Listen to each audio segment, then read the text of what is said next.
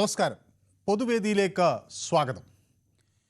കേന്ദ്രമന്ത്രി അമിത്ഷായുടെ കേരള സന്ദർശനം തുടരുകയാണ്.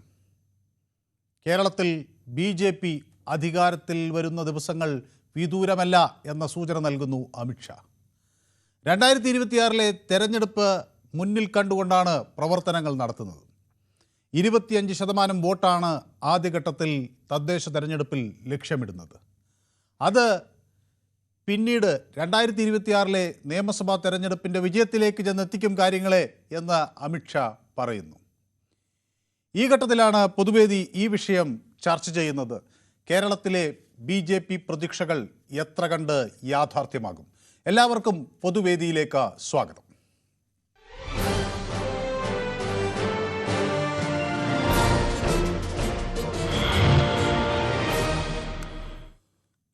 നമസ്കാരം. എൻ്റെ ആദ്യ കോളർ ദിവാകരനാണ്, തലശ്ശേരിയിൽ നിന്ന്. ശ്രീ ദിവാകരൻ.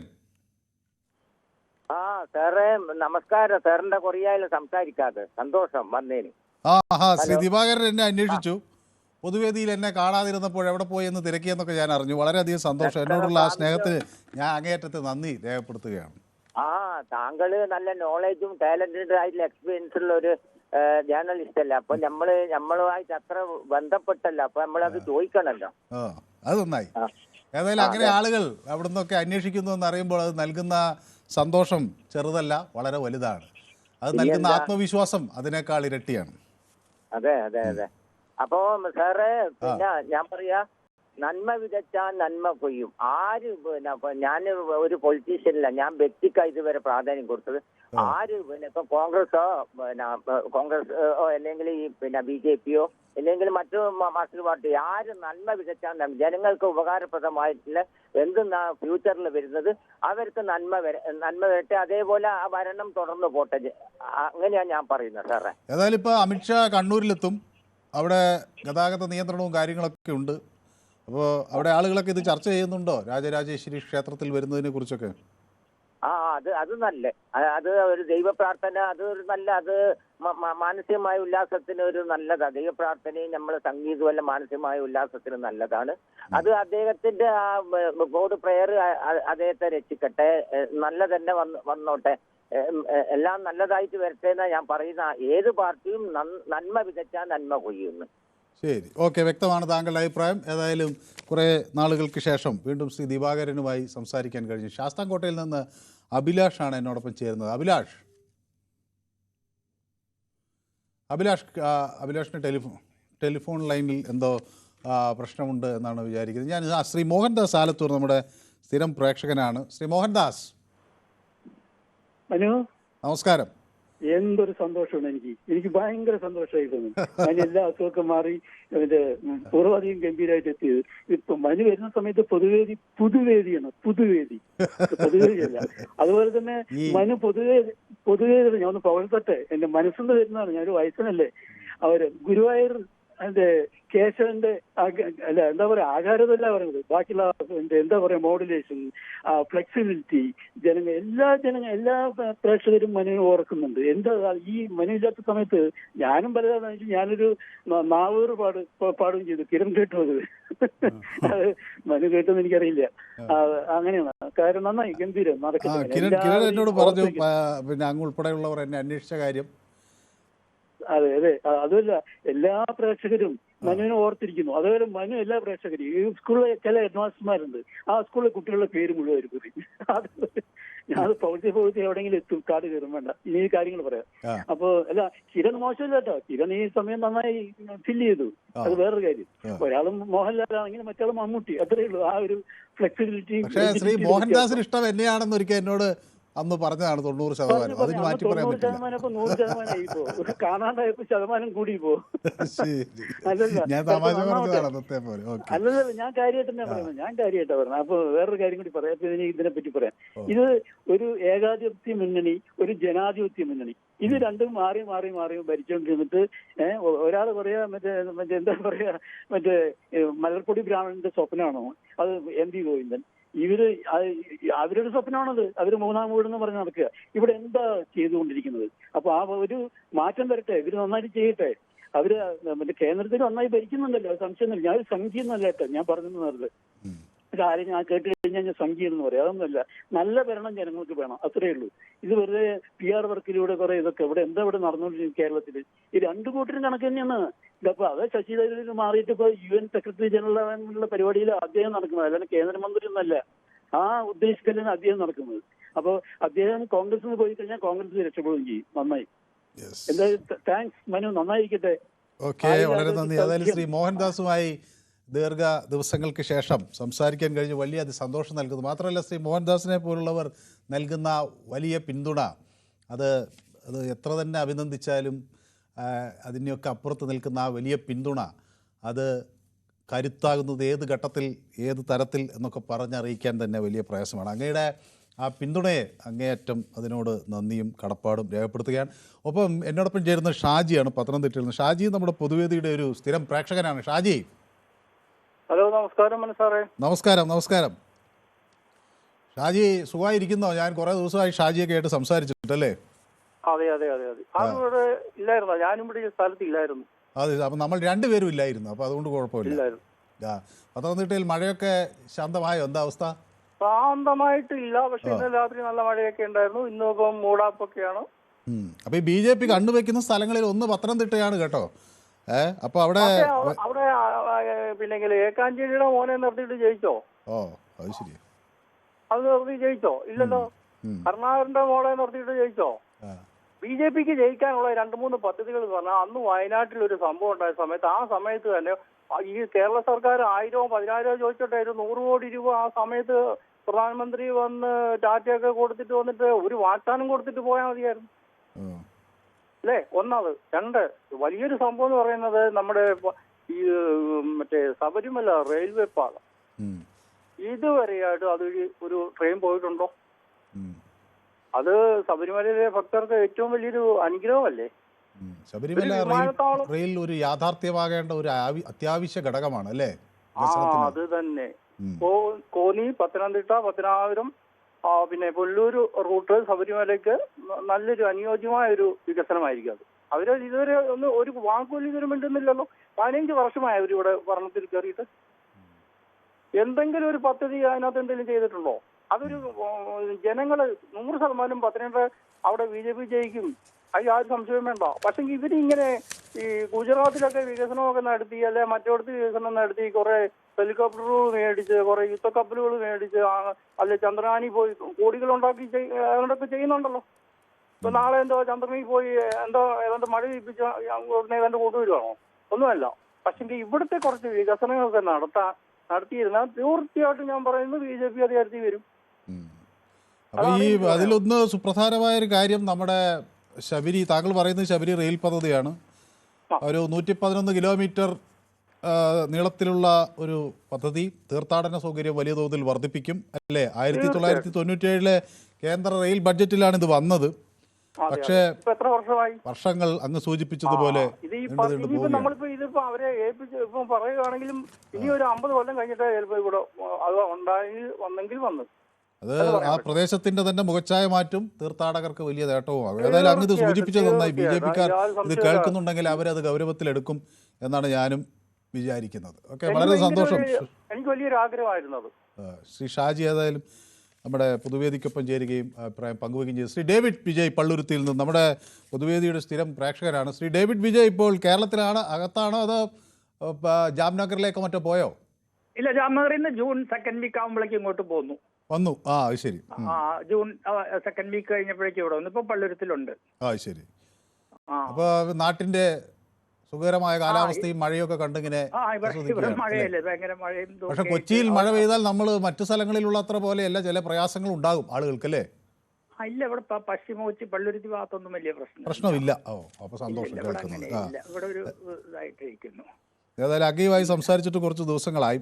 ഏതായാലും ഇന്നതിനെ പറ്റി ഞാനില്ലാത്ത ദിവസം എന്നെ അന്വേഷിച്ചില്ല അല്ലേ ശ്രീ ഡേവിഡ് വിജയ്? അയ്യോ, അങ്ങനെയൊന്നുമല്ല, നമ്മളെല്ലാവരും അന്വേഷിക്കുന്നുണ്ട്.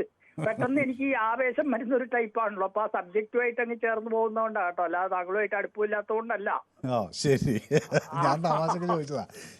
കാരണം നമ്മുടെ സ്വഭാവം അറിഞ്ഞുകൂടെ, എന്തെങ്കിലും ഇൻട്രസ്റ്റ് ഉള്ള സബ്ജക്റ്റ് ആണെങ്കിൽ അതിൽ അങ്ങോട്ടും മുഴുകി പോയാൽ പിന്നെ അതേപോലെ ദീർഘദിവസം കാണാതിരുന്നിട്ട് അന്വേഷിക്കണമെന്ന് തോന്നിയില്ല എന്ന് പറയുന്നതിൽ എനിക്ക് അല്ല ചെറിയ വിഷമമുണ്ട്. അല്ല അല്ല ഇനി തൊട്ട് അന്വേഷിച്ചോളാം. ഞാൻ വിചാരിച്ചത് അങ്ങനെയാണ്. ശരി, ഞാൻ ഓക്കെ. വിചാരിച്ചത് നിങ്ങൾ അപ്പോൾ ശ്രീ ഡേവിഡ് വിജയ്, ഇപ്പോൾ ഇന്ന് അമിത്ഷാ നടത്തിയ പ്രസംഗത്തിൽ അദ്ദേഹം പറയുന്നു, അദ്ദേഹം നിരവധി അഴിമതി ആരോപണങ്ങൾ ചൂണ്ടിക്കാണിക്കുന്നു. എക്സാലോജിക് ഉണ്ട്, സഹകരണ ബാങ്ക് അഴിമതിയുണ്ട്, AI ക്യാമറ അഴിമതി, ലൈഫ് മിഷൻ അഴിമതി, കെ ഫോൺ അഴിമതി, PPE കിറ്റ് അഴിമതി, അങ്ങനെ നിരന്തര അഴിമതികളൊക്കെ അദ്ദേഹം ഉയർത്തിക്കാണിക്കുന്നു. ഇടത് വലത് സർക്കാരുകൾ മാറി മാറി ഭരിക്കുന്നു, ഇത് ഒരു മാറ്റം വേണം എന്ന് അദ്ദേഹം പറയുന്നു. അല്ല, ഇടതുപടത് സർക്കാരുകളിൽ നിന്നൊരു മാറ്റം വേണമെന്നൊക്കെ ഉണ്ട്. പക്ഷെ കേരളത്തിൽ എത്ര ശതമാനം പ്രാവർത്തികമാക്കുന്ന എനിക്ക് സംശയമുണ്ട്. ഒരു നല്ല പ്രതിപക്ഷമായിട്ട് ചിലപ്പോൾ ഇത്തവണ കുറെ സീറ്റുകളൊക്കെ പിടിക്കുമായിരിക്കും. അല്ലാതെ ഭരണം ഇവർക്ക് കിട്ടുമെന്നുള്ളൊരു പ്രതീക്ഷ എനിക്കില്ല. കാരണം രാജഗോപാല്, ഞാൻ അന്ന് സർവീസിലുള്ള സമയമായിരുന്നു, അദ്ദേഹം കേന്ദ്ര റെയിൽവേ സഹമന്ത്രിയായിട്ടായിരുന്നു. ആ വടകര ഭാഗത്തേക്കൊക്കെ പോകുന്ന സമയത്ത് എന്ത് പ്രശ്നമായിരുന്നു. ആ വെങ്ങളം ഗേറ്റ്, അപ്പുറത്തെ ഗേറ്റ്, അതെല്ലാം മാറ്റി ഫ്ലൈ ഓവറുകൾ കൊണ്ടുവന്നു, റെയിൽവേക്ക് കുറച്ച് വികസനമൊക്കെ കൊണ്ടുവന്നു. എന്നിട്ടും വളരെ നിരാശയോടെയാണെന്ന് രാജഗോപാൽ പറഞ്ഞത്. ഇങ്ങനെ തൊട്ടുകൂടായ്മയുള്ള BJPയോട് തൊട്ടുകൂടായ്മയുള്ള ഒരു സംസ്ഥാനം വേറെ കണ്ടിട്ടില്ല. പിന്നെ എങ്ങനെ ഇവർക്ക് വല്ലതും ചെയ്തു കൊടുക്കാൻ തോന്നുന്നത്? നേരത്തെ ഒരു സഹോദരൻ പറയേണ്ട ഈ ശബരി റെയിൽപാത വേണം, എല്ലാം വേണം, പക്ഷെ അവർക്കൊരു സീറ്റ് കൊടുക്കാൻ കഴിയില്ല. അതിൽ നിന്ന് കുറച്ച് മാറ്റം കൊണ്ടുവന്നിട്ടുണ്ടെങ്കിൽ അവർക്ക് ഒരു 8-10 നിയമസഭയിലേക്ക് ഒരു 10-15 സീറ്റും, ലോക്സഭയിലേക്കും അതുപോലെ വലിയ ഇതില്ലാത്ത രീതിയിൽ അങ്ങനെ കൊടുത്തു കഴിഞ്ഞിട്ടുണ്ടെങ്കിൽ എന്തെങ്കിലുമൊക്കെ നടക്കുന്നു തന്നെ എന്റെ പ്രതീക്ഷ. അവർ കുറെ വികസനമൊക്കെ കൊണ്ട് അവർക്ക് ഇൻട്രസ്റ്റ് ഉണ്ടാവും. ഇതിപ്പോ പ്രിയങ്കയെ കണ്ടില്ലേ, അവിടുന്ന് ഓടിച്ചു വിട്ടിട്ട് വയനാട് കൊണ്ടുവന്ന് വീണ്ടും അവനെ രാജിവെപ്പിച്ച് ജയിപ്പിച്ച് ഇങ്ങനെയൊക്കെ ചെയ്യുമ്പോൾ എത്രയായാലും എന്തൊക്കെ ഫെഡറലിസം പറഞ്ഞാലും അവർക്കൊരു ഇതുണ്ടാവും, വൈരാഗ്യം ഉണ്ടാവും. നമ്മളോടെന്താ ഇത്ര അലർജി, നമ്മൾ വന്ന് എന്തെല്ലാം ചെയ്തു കൊടുക്കുന്നതാണ് എന്നൊക്കെ പറഞ്ഞുകൊണ്ട്. അതുകൊണ്ട് അമിത്ഷാ പറഞ്ഞു കൂട്ട് അധികാരത്തിൽ വരുന്നൊന്നും എനിക്ക് പ്രതീക്ഷ ഇല്ല. കാരണം അവിടെ ന്യൂനപക്ഷങ്ങളുടെ മനസ്സിലൊരു തരം ഈ ഫോബിയ കുത്തിവെച്ചിരിക്കുക.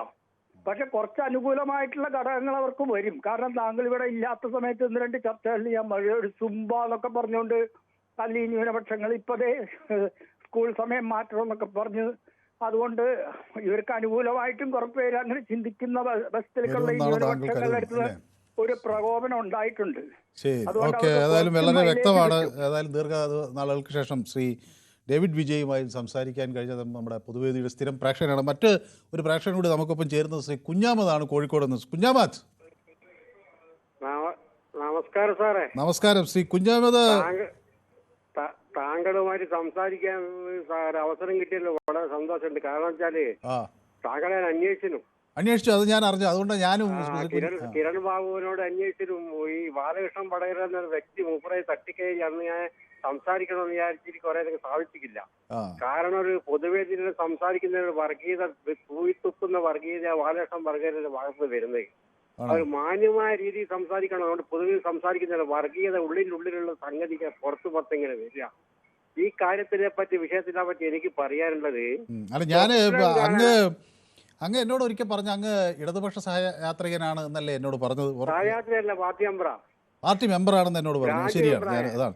അപ്പൊ ഇപ്പൊ ഇന്നത്തെ ഈ അമിത്ഷായുടെ പ്രസംഗത്തിൽ പറയുന്നത്, പറഞ്ഞു കൊണ്ടുവരാം, വിദേശത്ത് ചികിത്സയ്ക്ക് പോയ പിണറായി വിജയനെ പരാമർശിച്ചുകൊണ്ടാണ് അദ്ദേഹം പറയുന്നത്. വിദേശത്തുള്ള മുഖ്യമന്ത്രി BJPയുടെ വലിയ പരിപാടി തിരുവനന്തപുരത്ത് നടക്കുന്നത് അറിയുന്നുണ്ടോ എന്ന് ചോദിച്ചുകൊണ്ടാണ് അദ്ദേഹം പ്രസംഗത്തിലേക്ക് കടക്കുന്നത്. അത് ഞാൻ പറഞ്ഞുതരാം. വിദേശത്ത് സീരിയസ് ഒക്കെ വേണ്ടി പോയതാണ്, വേറൊരു ആർഭാടത്തിന് പോയതല്ല. അത് അയാളെ വായിൽ നിന്ന് വന്ന് വളരെ വേദനിക്കുന്നു. ഈ സ്വപ്നം കാണാൻ ആർക്കും ഒരു ചെലവുമില്ല. കേരളത്തിൽ അങ്ങോളയും ഞാൻ കാസർഗോഡ് തിരുവനന്തപുരം വണ്ടി പോകുന്ന മനുഷ്യനായ അങ്ങോളയും ഒന്ന് വികസനം നോക്കിയാൽ എനിക്ക് മനസ്സിലാവും. വേറൊന്ന് പറയുകയാണ്, ഇന്ന് കുട്ടികളെ കൊണ്ട് കാല് കഴിച്ചൊരു വിഷയമുണ്ട് കേരളത്തിൽ. അത് എല്ലാ ചാനലുകളെ പുറത്തു വിടുന്നുണ്ട്. ഈ വർഗീയവാദികളെ കേരളത്തിൽ പഞ്ചായത്ത് മെമ്പറും കൂടി ആക്കണമെന്നുള്ള എന്റെ അഭിപ്രായം പറയുകയാണ്. അത്ര വർഗീയവാദികളെ കേരളത്തിൽ BJPക്കാണ്. നിങ്ങൾ ഇന്ത്യയിൽ അങ്ങോളം കാണാൻ നോക്ക്. ഈ ഉത്തർപ്രദേശിൽ കുടിക്കുന്ന വെള്ളത്തിലടക്കം ഹിന്ദു പാനിയും മുസ്ലിം പാനിയും എഴുതി വെച്ചിട്ട് അവരെ പ്രവർത്തനം നടക്കുന്നത്. അത്ര വർഗീയവാദികളായി BJPക്കാർ. ഇത്രയും എനിക്ക് പറയുള്ളൂ. അപ്പൊ ശ്രീ, ഞാൻ നമ്മുടെ പാർട്ടി മെമ്പർ എന്ന നിലയിൽ ശ്രീ അനിയൻകുട്ടൻ എന്താണ് പ്രതീക്ഷിക്കുന്നത്? തദ്ദേശ തെരഞ്ഞെടുപ്പിൽ പോയോ? ശരി, ഓക്കെ. Telephone cut. കുഞ്ഞാമത് പോയോ? കോട്ടയം. ഓക്കെ. ശ്രീ അനിയൻകുട്ടൻ എന്നോടൊപ്പം ചേരുന്നുണ്ട് പത്തനംതിട്ടയിൽ. ശ്രീ അനിയൻകുട്ടൻ, നമസ്കാരം. കുറെ ദിവസമായി നമ്മൾ സംസാരിച്ചിട്ട്. ഞാൻ ഇടയ്ക്കൊന്ന് വിളിച്ചാൽ കിട്ടിയില്ല. സാറിന് പനിയാണെന്ന് മനസ്സിലാക്കി അല്ലേ? അത് വലിയൊരു ഇതായി പോയി. സാറിന്റെ അത്രയും ഒക്കെയല്ല എന്റെ പുള്ളി. പക്ഷെ ആളുണ്ട്, പക്ഷെ പുള്ളിക്ക് അങ്ങ് തെറുതിയാണ് എളുപ്പം. എല്ലാത്തിനും പുള്ളിക്ക് അങ്ങ് തെറുതിയാണ്. അത് ശരി. അത് പോട്ടെ. സാറിന് പനിയൊക്കെ സുഖമായാലും ഇല്ലേ? പിന്നെ പനിയൊക്കെ മാറി. പിന്നെ സ്റ്റാലിൻ കുട്ടനെ പോലുള്ളവരുടെ പിന്തുണ അത് വലിയ ഒരു കരുത്താണ്. പനിയൊക്കെ അതിജീവിക്കാനുള്ള വലിയ ഒരു ആശ്വാസമാണ്. സന്തോഷമുണ്ട്. അപ്പൊ നമുക്ക് ഇന്നത്തെ പറഞ്ഞു സാർ പറഞ്ഞു. അപ്പോൾ നമ്മുടെ LDFും UDF മാറി മാറി ഇങ്ങനെ ഭരിക്കുന്നു, രണ്ടുപേരും ഒരുപോലെയാണെന്നാണ് പറയുന്നത്. അപ്പോൾ അനിയൻകുട്ടനൊരു UDF അനുകൂല നിലപാട് പലപ്പോഴും സ്വീകരിച്ചാണെന്ന് ഞാൻ വിചാരിക്കുന്നത്. അപ്പോൾ ഇത് ഞങ്ങൾ രണ്ടുപേരും ഒരുപോലെയാണ് എന്ന് അമിത്ഷാ പറയുമ്പോൾ അതിൽ നിന്നൊരു മാറ്റമുണ്ടാകണമെന്ന് അദ്ദേഹം ആവശ്യപ്പെടുമ്പോൾ അങ്ങനെ ഒരു മാറ്റത്തിന് സാധ്യത ഉണ്ട് എന്ന് ആർക്കെങ്കിലും കരുതേണ്ടതുണ്ടോ? സാറേ, ഞങ്ങളൊക്കെ പക്ക കോൺഗ്രസ്സുകാരാണ്, പാർട്ടി മെമ്പർമാരൊക്കെയാണ്. അമിത്ഷാ ഇവിടെ പറഞ്ഞാലൊന്നും ഒരു കാര്യമില്ല. പക്ഷെ കഴിഞ്ഞ പ്രാവശ്യം ഇതുപോലെ പ്രസംഗിച്ചല്ലോ. ഇപ്പൊ വേറെ ഒരു നമ്പർ ഇട്ടേക്കുന്ന നേരത്തെ ഇവരുടെ ഒരു മുദ്രാവാക്യമായിരുന്നു കോൺഗ്രസ് മുക്ത ഭാരതം. ഇപ്പം കോൺഗ്രസിനെ പൂട്ടും.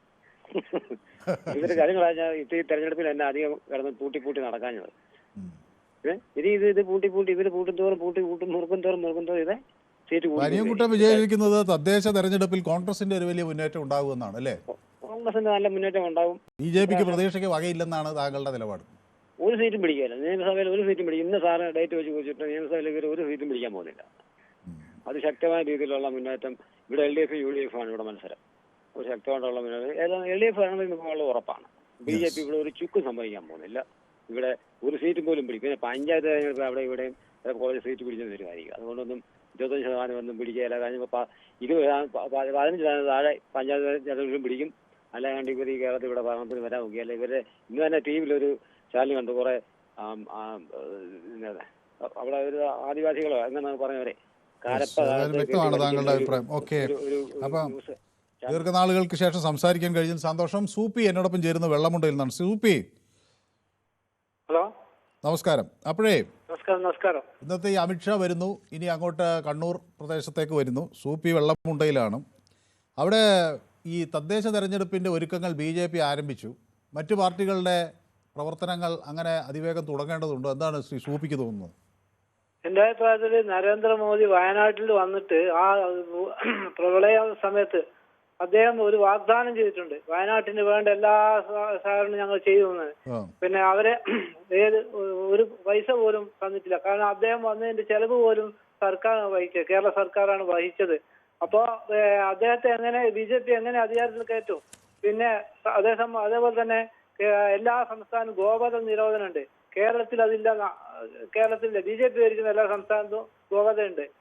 ഗോവധ നിരോധനമൊക്കെ കോൺഗ്രസ് അല്ലേ നടപ്പിലാക്കിയത്? BJP നടത്തിയിട്ടുണ്ട്. ഗോവധ നിരോധിച്ചിട്ട് BJP അല്ലേ മെയിനായിട്ട് അതിനെ ചുക്കാൻ പിടിച്ചത്. അല്ല, അതല്ല, അത് ഗോവധ നിരോധന നിയമം കൊണ്ടുവരുന്നതിൽ എനിക്ക് തോന്നുന്നത്, ഞാൻ മനസ്സിലാക്കുന്നത് കോൺഗ്രസ് ആണ് ഭരിക്കുന്ന ഘട്ടത്തിലാണ് അത് പല സംസ്ഥാനങ്ങളിലും നടപ്പിലാക്കിയത്. വ്യാപകമായി ഗോവധ നിരോധനം എന്ന ഒരു അജണ്ട കോൺഗ്രസിനുണ്ടായിരുന്നു. ഗാന്ധിജി തന്നെ ഗോവധ നിരോധനത്തെക്കുറിച്ച് ചിന്തിച്ചിരുന്നു. അല്ലെങ്കിൽ ഗോവധ നിരോധനത്തെ ഒഴിവാക്കണമെന്ന നിലപാടായിരുന്നു. BJPയെ പറ്റി ആ ഒരു ആരോപണമുള്ളത് അല്ലെങ്കിൽ ബീഫ് കഴിക്കുന്നവർക്കെതിരെ നടപടി അല്ലെങ്കിൽ അവർക്കെതിരെ അക്രമം നടത്തുന്നു എന്നതിനെ സംബന്ധിച്ചാണ് അവർക്കെതിരെ പ്രധാനമായും ആക്ഷേപം വരുന്നത്. അവര് മെയിനായിട്ട് പശുവിനെ കടത്തി അടിച്ചു കൊല്ലുന്നു, എന്തൊക്കെയാ ചെയ്യുന്നത് ഉത്തർപ്രദേശിലൊക്കെ കാണണ്ടേ? എത്ര വേണ്ടാത്ത ആൾക്കാരൊക്കെ, പാവപ്പെട്ട ആൾക്കാരൊക്കെ അല്ലേ കൊല്ലുന്നത്. ഇതുപോലെ കേരളത്തിൽ ആവർത്തിക്കണം എന്നാണോ? പിന്നെ അതേപോലെ തന്നെ സംസ്ഥാനത്തിന്റെ വികസനത്തിന് ഫണ്ട് അനുവദിക്കില്ല കേന്ദ്രം. എപ്പം നോക്കിയാൽ കോടതിയെ സമീപിക്കേണ്ട ഗതികേടിലാണ് കേരള സംസ്ഥാനം ഉള്ളത്. അതുപോലത്തെ കാര്യങ്ങളാണോ പിന്നെ BJP ഇവിടെ നടപ്പാക്കാൻ പോകുന്നത്? ശരി, ഓക്കെ, വ്യക്തമാണ് താങ്കളുടെ അഭിപ്രായം. ഏതായാലും സൂപ്പിയുടെ നിലപാട് അതാണ്. ഓക്കെ, ഷിജു കിരിയത്ത് എന്നോടൊപ്പം ചേർന്നിട്ടുണ്ട്. ഷിജു എന്നോട് നമസ്കാരം പറയുന്നു. എവിടെയായിരുന്നു ഇതുവരെ? കഴിഞ്ഞ ദിവസം എനിക്ക് ഈ യൂട്യൂബ് കമൻറ്റുകൾ പലതും വായിക്കാൻ കഴിഞ്ഞില്ല. പെട്ടെന്ന് BJP ഭാരവാഹികളുടെ പട്ടിക പ്രസിദ്ധീകരിച്ചതുകൊണ്ട് ഞാനത് എടുക്കുമ്പോഴേക്കും അതിലേക്ക് പോയി. ഏതായാലും ഇന്ന് അതൊക്കെ വായിക്കാം. ഷിജു നമ്മുടെ സ്ഥിരം പ്രേക്ഷകനാണ്. നമസ്കാരം എന്ന് പറയുന്നു. എവിടെയായിരുന്നു ഇത്രയും ദിവസം എന്ന് എന്നോട് ചോദിക്കുന്നു. ഞാൻ ലേശം അസുഖബാധിതനായിരുന്നു, അതുകൊണ്ടാണ് വരാൻ കഴിയാതിരുന്നത്. ഷിജു ഒക്കെ എന്നെ അന്വേഷിച്ചതിൽ വളരെയധികം സന്തോഷം. പനി പോയോ എന്നോട് ചോദിക്കുന്നു. മാറിയോ എന്ന് ചോദിക്കുന്നു. അരുന്ധതി എനിക്ക് 2 ചുവന്ന ഹൃദയമൊക്കെ അയച്ചു തന്നിട്ടുണ്ട്. ഓക്കെ, 2 തംസ് അപ്പുകളും അയച്ചു തന്നിട്ടുണ്ട്. അപ്പോൾ അരുന്ധതിക്കും എൻ്റെ എല്ലാവിധ പിന്തുണയും നൽകുകയാണ്. ഓക്കെ, സുരേഷ് ബാബു എന്നോടൊപ്പം ചേർന്നിട്ടുണ്ട്. അദ്ദേഹം പറയുന്നത് BJPയുടേത് മലപ്പൊടിക്കാരൻ്റെ സ്വപ്നമാണ് എന്നാണ്. ഹെനൻ ഹരിദാസ് പറയുന്നത്, സാർ ഇപ്പോഴെങ്ങനെയുണ്ട്, സുഖമായോ എന്ന് ചോദിക്കുന്നു. ആ, സുഖമായി, പക്ഷേ ഇടയ്ക്ക് ഇങ്ങനെ സംസാരിക്കുമ്പോൾ ഒരു ചുമ വരുന്നുണ്ടോ എന്നൊരു സംശയം. ഓക്കെ. ശശി ബാലകൃഷ്ണൻ ചേർന്നിരിക്കും. 1980 ശേഷമാണ് ഈ കാണുന്ന കേരളം രൂപപ്പെട്ടത്. അതിന് ഗൾഫ് പണത്തോട് കടപ്പെട്ടിരിക്കുന്നു. ഈ കാലയളവിൽ കേരളത്തിലെ കൃഷിയും വ്യവസായവും അതിവേഗം ഇല്ലാതായി. ഗൾഫ് പണം ഇല്ലാതായാൽ എന്ത് സംഭവിക്കും എന്നാണ് ഇപ്പോൾ എന്നോട് ശശി ബാലകൃഷ്ണൻ ചോദിക്കുന്നത്. അത് വലിയൊരു ചോദ്യമാണ്. പ്രവാസികൾ നമ്മുടെ നാടിന് നൽകിയ സംഭാവന എത്ര വലുതാണ് എന്ന് നമുക്കറിയാം. അത് നിലയ്ക്കാതിരിക്കട്ടെ, ആ സംഭാവന തുടർന്നും ഉണ്ടാകുമെന്നാണ് ഞാൻ പ്രതീക്ഷിക്കുന്നത്. അങ്ങനെ നമ്മുടെ നാടിൻ്റെ വികസനത്തിനും പുരോഗതിക്കും പ്രവാസി സമൂഹം നൽകിയ സംഭാവനകൾ എത്ര അഭിനന്ദിച്ചാലും മതിയാകാത്തതാണ്. രഘുനന്ദനൻ എന്നോടൊപ്പം ചേരുന്നത് തിരുമുല്ലവാരത്തു നിന്നാണ്. നേതൃസ്ഥാനം നേരത്തെ മാറണമായിരുന്നു, ഇപ്പോഴതിൽ തമ്മിൽ തല്ലാണ് നടക്കുന്നത്, പിന്നെ എങ്ങനെ ശരിയാകും എന്ന് രഘുനന്ദനൻ തിരുമുല്ലവാരം എന്നോട് ചോദിക്കുന്നു. അപ്പോൾ നിറയെ പ്രേക്ഷകർ നമുക്കൊപ്പം ഉണ്ട്. മാത്യു അടൂരിൽ നിന്ന് എന്നോടൊപ്പം ചേരുന്നു. Shri Mathew. Hi, how are you? Good good. Mathew എന്ത് പറയുന്നു? സുഖമായിരിക്കുന്നു? അടൂരാണ് ഞാൻ, പക്ഷെ സംസാരിക്കുന്നത് ബോംബെ നിന്നാണ്. ബോംബെ നിന്നാണോ? ആ, അതെന്താ ഈ ബോംബെയിലേക്കൊരു യാത്ര നടത്തിയതാണോ അതോ അവിടെ ജോലിയൊക്കെ ചെയ്യുന്നതാണോ? ഞാൻ ബോംബെയില സ്ഥിരം. ഞാൻ ഉച്ചയ്ക്ക് 3:30 ഉണ്ണാൻ വരുമ്പോഴാണ് നിങ്ങളുടെ ഈ പ്രോഗ്രാം. അത് ശരി. അപ്പൊ ഞാൻ അതുകൊണ്ട് കറക്റ്റായിട്ട് നിങ്ങളുടെ ഈ പ്രോഗ്രാം വാച്ച് ചെയ്യുന്നുണ്ട് 4 മണി മുതൽ 5 മണി വരെ. അത് ശരി. ആ, വലിയ സന്തോഷം നൽകുന്ന ഒരു കാര്യമാണ്. ബോംബെയിലിരുന്ന് നമ്മുടെ പൊതുവേദി കാണുന്നു എന്ന് പറയുന്നതിൽ വളരെയധികം ഞാൻ സ്ഥിരമായിട്ട് ഇപ്പൊ കമാൻഡർ മാത്യു എന്ന് പറഞ്ഞ് നിങ്ങളുടെ ഇത് കാണുന്നുണ്ട്. കാര്യം എന്ന് വെച്ചാൽ എന്റെ ലഞ്ച് ടൈം നിങ്ങളുടെ പൊതുവേദി ഓൺ ടൈമില്ല. അത് ശരി. അപ്പൊ ഇത്രയും വൈകിയാണോ ഊണ് കഴിക്കുന്നത്? ഞാൻ 3:30 ഓഫീസിൽ നിന്ന് വരത്തുള്ളൂ, അതുകൊണ്ടാ. പക്ഷെ അത് ഒരു നല്ല ശീലമാണോ? നമ്മൾ 3:30 4 മണി ഒക്കെ കുഴപ്പമില്ല, അതേ നമുക്ക് പറ്റത്തുള്ളൂ, ജീവിതത്തിന് ഭാഗമാണ്. നമ്മുടെ ഈ വിഷയം എന്ന് വെച്ചാൽ ഇന്ന് നിങ്ങളെടുത്ത വിഷയം ഒത്തിരി നല്ലതായി, തെരഞ്ഞെടുപ്പ് ഒരുക്കങ്ങളായി BJP എന്നുള്ളത്. കാരണം എന്താന്ന് വെച്ചാലേ, BJP ഞാൻ പറയുന്നത് കുറച്ച് നേരത്തെ അവർ തെരഞ്ഞെടുപ്പ് ഒരുക്കം ചെയ്യുന്നത് നല്ല കാര്യമാണ്. കാര്യം അവര് പരാജയം മുന്നേ കാണുന്ന ഒരു ടീമാണ് BJP എന്ന് പറയുന്നത്. കാര്യം അവരെ ഇനിയിപ്പോ അമിത്ഷാജി അല്ല, സാക്ഷാൽ മോദിജി നമ്മുടെ കേരളത്തിൽ വന്ന് പഞ്ചായത്ത് തെരഞ്ഞെടുപ്പ് നടത്തിയാൽ പോലും ഞാൻ ഗ്യാരണ്ടി തരാം, കേരളത്തിലെ ഒരൊറ്റ ജില്ലയെ പോലും ഇവർ ഭരിക്കില്ല, ഒരു സംശയം വേണ്ട. ഇനി അടുത്ത ഒരു 2 ടേമില് പക്ഷേ കേരളത്തിലെ കുറച്ച് പഞ്ചായത്തുകൾ ഇവർ ഭരിക്കും, ഉറപ്പാ, സംശയമൊന്നും വേണ്ട. അത് അങ്ങനെ എങ്ങനെയൊക്കെ അത് ഭരിക്കും. പ്രത്യേകിച്ച് ഇപ്പൊ പന്തളം പഞ്ചായത്ത് അല്ലെങ്കിൽ തിരുവനന്തപുരത്ത് കോർപ്പറേഷനിലെ ചിലപ്പം അറിയാൻ പറ്റത്തില്ല, ഏതെങ്കിലുമൊക്കെ ആറ്റിങ്ങിലേക്ക് ഏതെങ്കിലുമൊക്കെ പഞ്ചായത്ത്, പാലക്കാട് ഏതെങ്കിലുമൊക്കെ പഞ്ചായത്ത്. പക്ഷെ ഞാൻ നിങ്ങൾക്ക് ഗ്യാരണ്ടി തരാം, ഈ തെരഞ്ഞെടുപ്പ് ഒരുക്കങ്ങളുടെ ഭാഗമായിട്ട് ഇവർ ചിന്തിക്കുന്നു വിചാരിച്ചാൽ വരുന്ന നിയമസഭ ഇലക്ഷനിൽ ഇവർക്ക് ഒരു മുഖ്യമന്ത്രി ഉണ്ടാവുമെന്നാണ്. അവരെ പുതിയ ഓഫീസിൽ നിന്ന് മാരാർജി ഭവനി ഓപ്പൺ ചെയ്യുക. അവിടെ ചീഫ് മിനിസ്റ്റർക്ക് ഒരു റൂം വരെ പണിഞ്ഞു വെച്ചിട്ടുണ്ട്, അറിയാമോ? ഒന്ന് ആലോചിച്ച് നോക്കിക്കേ, BJPയുടെ ചീഫ് മിനിസ്റ്റർക്ക് ഒരു റൂം അവിടെ പണിഞ്ഞു വെക്കുകയെന്ന് വെച്ചാൽ പിന്നെ ഈ കോൺഗ്രസും ഇവിടുത്തെ LDF അല്ലെ CPM ഒന്നും ഇല്ല ഇവിടെ. പറ, കാലാകാലങ്ങളായിട്ട് നമ്മൾ പടവെട്ടുന്ന ഈ കോൺഗ്രസും LDFും ഒന്നുമില്ലേ? ഇനി BJPയുടെ ഏറ്റവും ശക്തനായ നേതാവായിരുന്ന ആൾക്കാരൊക്കെ കളിയാക്കുന്ന ഉള്ളി അല്ലെങ്കിൽ സുരേന്ദ്രൻജി എന്തുകൊണ്ട് 18 MP ആയിട്ട് ജയിച്ചില്ല? പറ.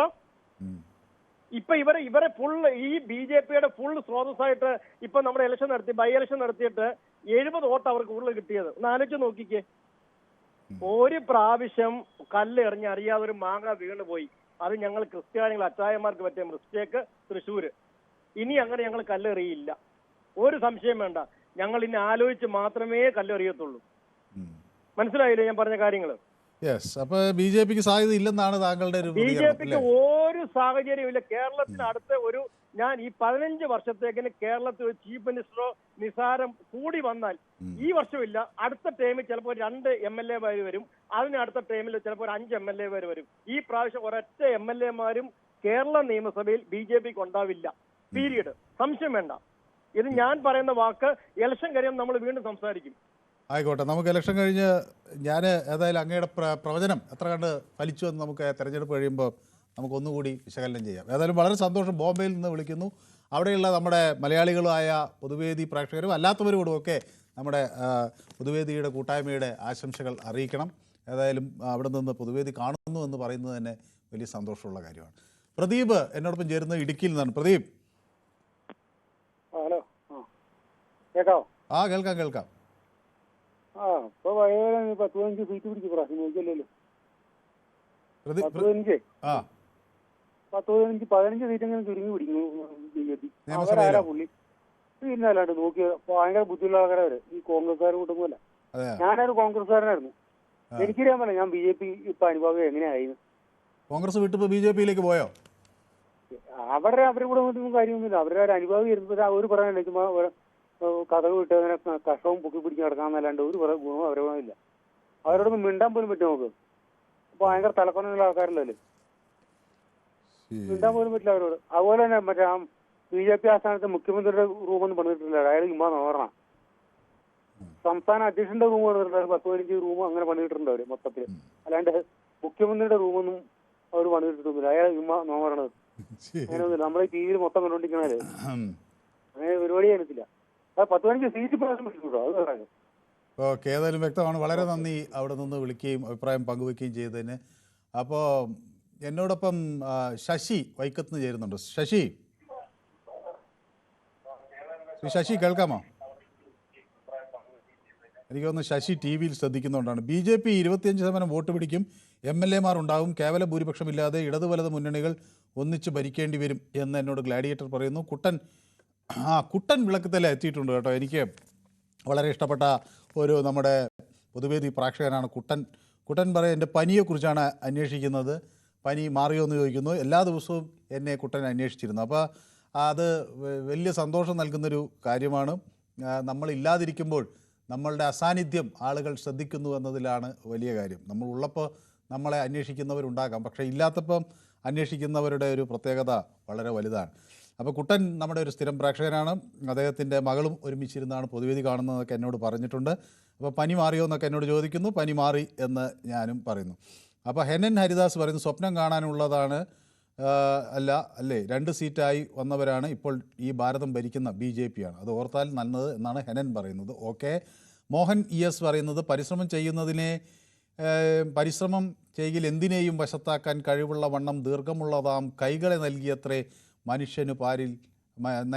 മനുഷ്യരെ പാരിലയച്ചതീശൻ എന്ന കവിവാക്യം ഉദ്ധരിച്ചുകൊണ്ടാണ് ശ്രീ മോഹനൻ്റെ പ്രതികരണം. ഓക്കെ, അപ്പോൾ പ്രതീക്ഷയാണ് മോഹനുള്ളത്. സ്വപ്നം കാണുന്നത് നല്ലതാണ് എന്ന് എന്നോട് പറയുന്നു ജലേഷ് ജോൺ. ബാലൻ എന്നോടൊപ്പം ചേരുന്നു പാലക്കാട് നിന്ന്. ശ്രീ ബാലൻ,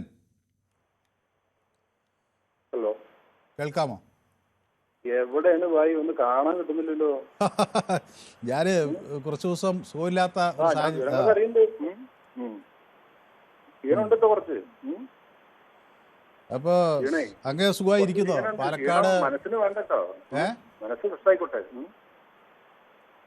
കേൾക്കുന്നില്ലേ? എന്താണ് പറഞ്ഞത്? കുറച്ചൊരു ക്ഷീണമുണ്ട്. ക്ഷീണം മനസ്സിന് വേണ്ടെന്ന് പറയാം. ക്ഷീണം, അതെ അതെ, അത് സംസാരിക്കുമ്പോ ചില സമയത്ത് ഒരു കഥപ്പുണ്ട്. വെറുതെ അമേരിക്കയിലേക്ക് പോയി വിചാരിച്ചാണ്.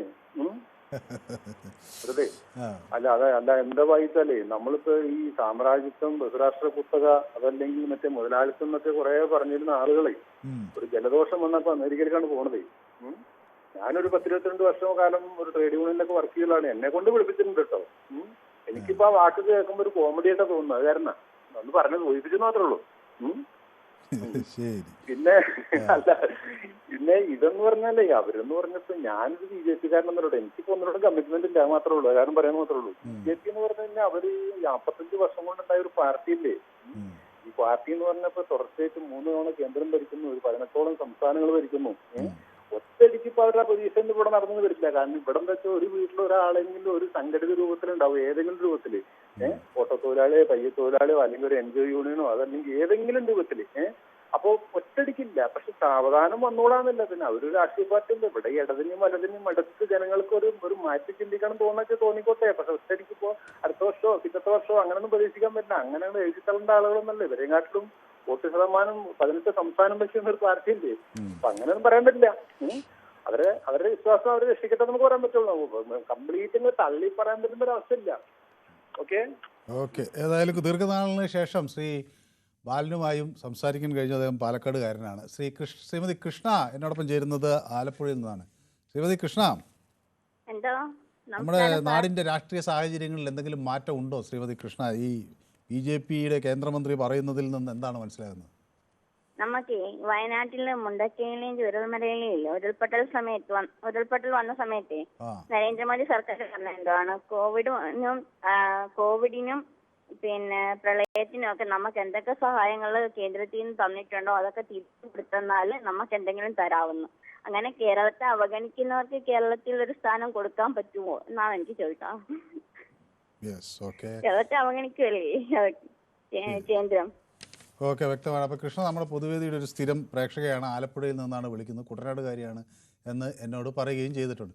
അപ്പോൾ നമ്മുടെ ശ്രീ റഷീദ് കൊയിലാണ്ടി നമ്മുടെ പൊതുവേദിയുടെ സ്ഥിരം പ്രേക്ഷകനാണ്. ശ്രീ റഷീദ്, അങ്ങയുമായി സംസാരിച്ചിട്ട് ദീർഘനാളായി. വളരെ നാളുകളായി. പനി വീണ്ടും പിടിച്ചു അല്ലേ? അതെ അതെ അതെ. ഇപ്പൊ ഏതാണ്ടൊക്കെ സുഖമായിട്ടുണ്ടാകുന്ന തോന്നുന്നു. മുഖപ്രകൃതിയൊക്കെ കണ്ടിട്ട് സന്തോഷം തോന്നുകയാണ്. അതെ അതെ. ഏതായാലും അങ്ങയുടെയൊക്കെ ആ ഒരു പിന്തുണ എനിക്ക് വലിയ ഊർജ്ജം പകരുന്നതാണ്. കാത്തിരിക്കാൻ എവിടെ പോയി എന്നുള്ള രീതിയിൽ. അപ്പോൾ കാണാത്തത് കൊണ്ട് എനിക്ക് തോന്നിയിട്ടുണ്ട് ഈ റിട്ടേൺ ചെയ്യുന്നുണ്ട്. ഇപ്പോഴത്തെ ഒരു പനിയുണ്ടല്ലോ, അത് റിട്ടേൺ അടിച്ചിട്ട് വല്ലാതെ ക്ഷീണിപ്പിക്കുന്നുണ്ട്. അതിൽ പെട്ടുപോയോ എന്നൊരു ആശങ്കയുണ്ടായിരുന്നു. ഏതായാലും സന്തോഷമായി കണ്ടത്. ഇനി വിഷയത്തിലേക്ക് വരാം. ശ്രീ റഷീദ്, ഇത് പിന്നെ BJP പറയുന്നത് ആദ്യം ഇതൊരു വടക്കേ ഇന്ത്യൻ പാർട്ടിയാണ് എന്നാണ് എല്ലാവരും ധരിച്ചിരുന്നത്. പക്ഷേ അമിത്ഷാ പറയുന്നു അങ്ങനെ ആ സാഹചര്യം മാറി. ത്രിപുരയിൽ, ഒറീസയിൽ, ആസാമിലൊക്കെ BJP സർക്കാർ ഉണ്ടാക്കി. 2011 14% വോട്ടുണ്ടായത് 2019 ആകുമ്പോഴേക്കും 16%. 2024 അത് 20%. ഇനി 25% ആക്കിയാൽ വിജയത്തിലേക്ക് അടുത്തു കഴിയും. പിന്നീട് ഭരണം പിടിക്കുക എളുപ്പമാകും എന്നാണ് കണക്കുകൂട്ടൽ. ശ്രീ റഷീദ് രാഷ്ട്രീയം വളരെ സൂക്ഷ്മമായി നിരീക്ഷിക്കുന്ന ഒരാളാണ് എന്ന് വ്യക്തമാണ്. അങ്ങയുടെ ഒരു കാൽക്കുലേഷൻ എന്താണ്? ഇത് BJPക്ക് വരാനിരിക്കുന്ന തെരഞ്ഞെടുപ്പിൽ വോട്ട് കൂടുമോ? ഈ തദ്ദേശ തെരഞ്ഞെടുപ്പുകളിൽ അവരുടെ സാന്നിധ്യം കൂടുതൽ ശക്തിയുക്തമാകുമോ?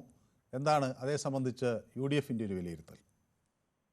കേരളത്തിലെ വിദൂര സാധ്യത പോലും ഇല്ലാത്ത ഒരു സ്വപ്നത്തിന്റെ ചിറകിലേറ്റുകയാണ് BJP പ്രവർത്തകരെ.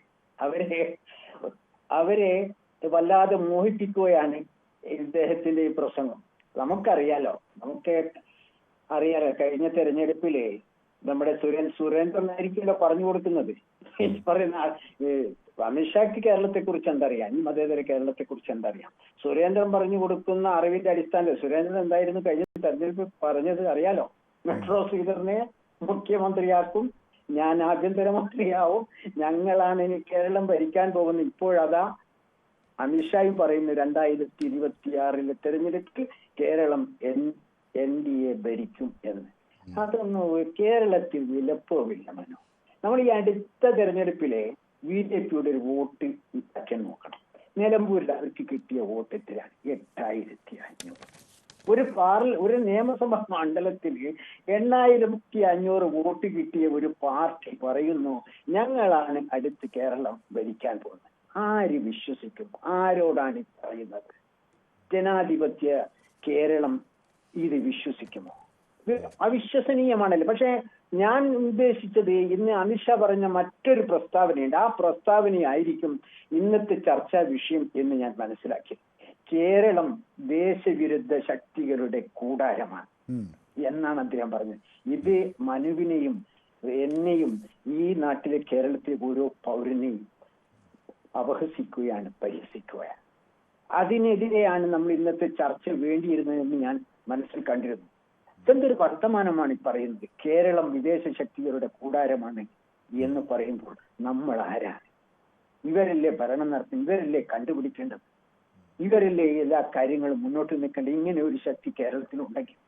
അപ്പോ ഇതൊക്കെ നമ്മൾ മനസ്സിലാക്കേണ്ടത് കേരളത്തെ ഏതെല്ലാം വിധത്തിൽ അവഗണിക്കാൻ കഴിയുമോ, പരിഹസിക്കാൻ കഴിയുമോ, അവർക്ക് വേരുകളില്ലാത്ത സംസ്ഥാനങ്ങളിലൊക്കെ വല്ലാതെ അവരെ ദ്രോഹിക്കുക.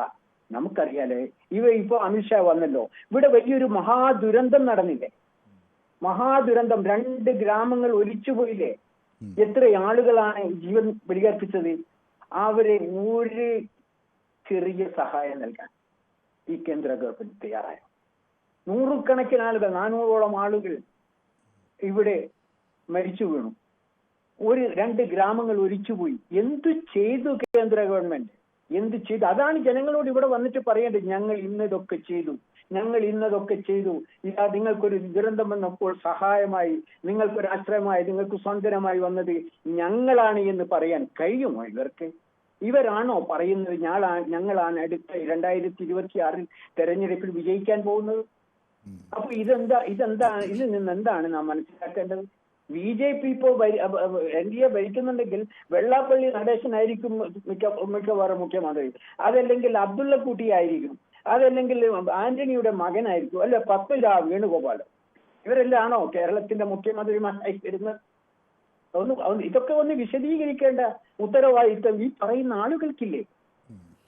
അപ്പൊ ഇതേക്കുറിച്ചൊക്കെയാണ് നമ്മൾ വിലയിരുത്തേണ്ടതും പറയേണ്ടതും ഒക്കെ തന്നെ. അതല്ലാതെ BJP കേരളത്തിൽ ഈ വിദൂര ഭാവി, ഞാൻ തുടക്കത്തിൽ പറയാം, വിദൂര ഭാവിയിലൊന്നും കേരളത്തിൽ അധികാരത്തിൽ കയറാൻ പോകുന്നില്ല. കേരളത്തിൽ ഒരു സംവിധാനമുണ്ട്, ജനങ്ങളുടെ ഒരു ചേർത്തുനിൽപ്പുണ്ട്.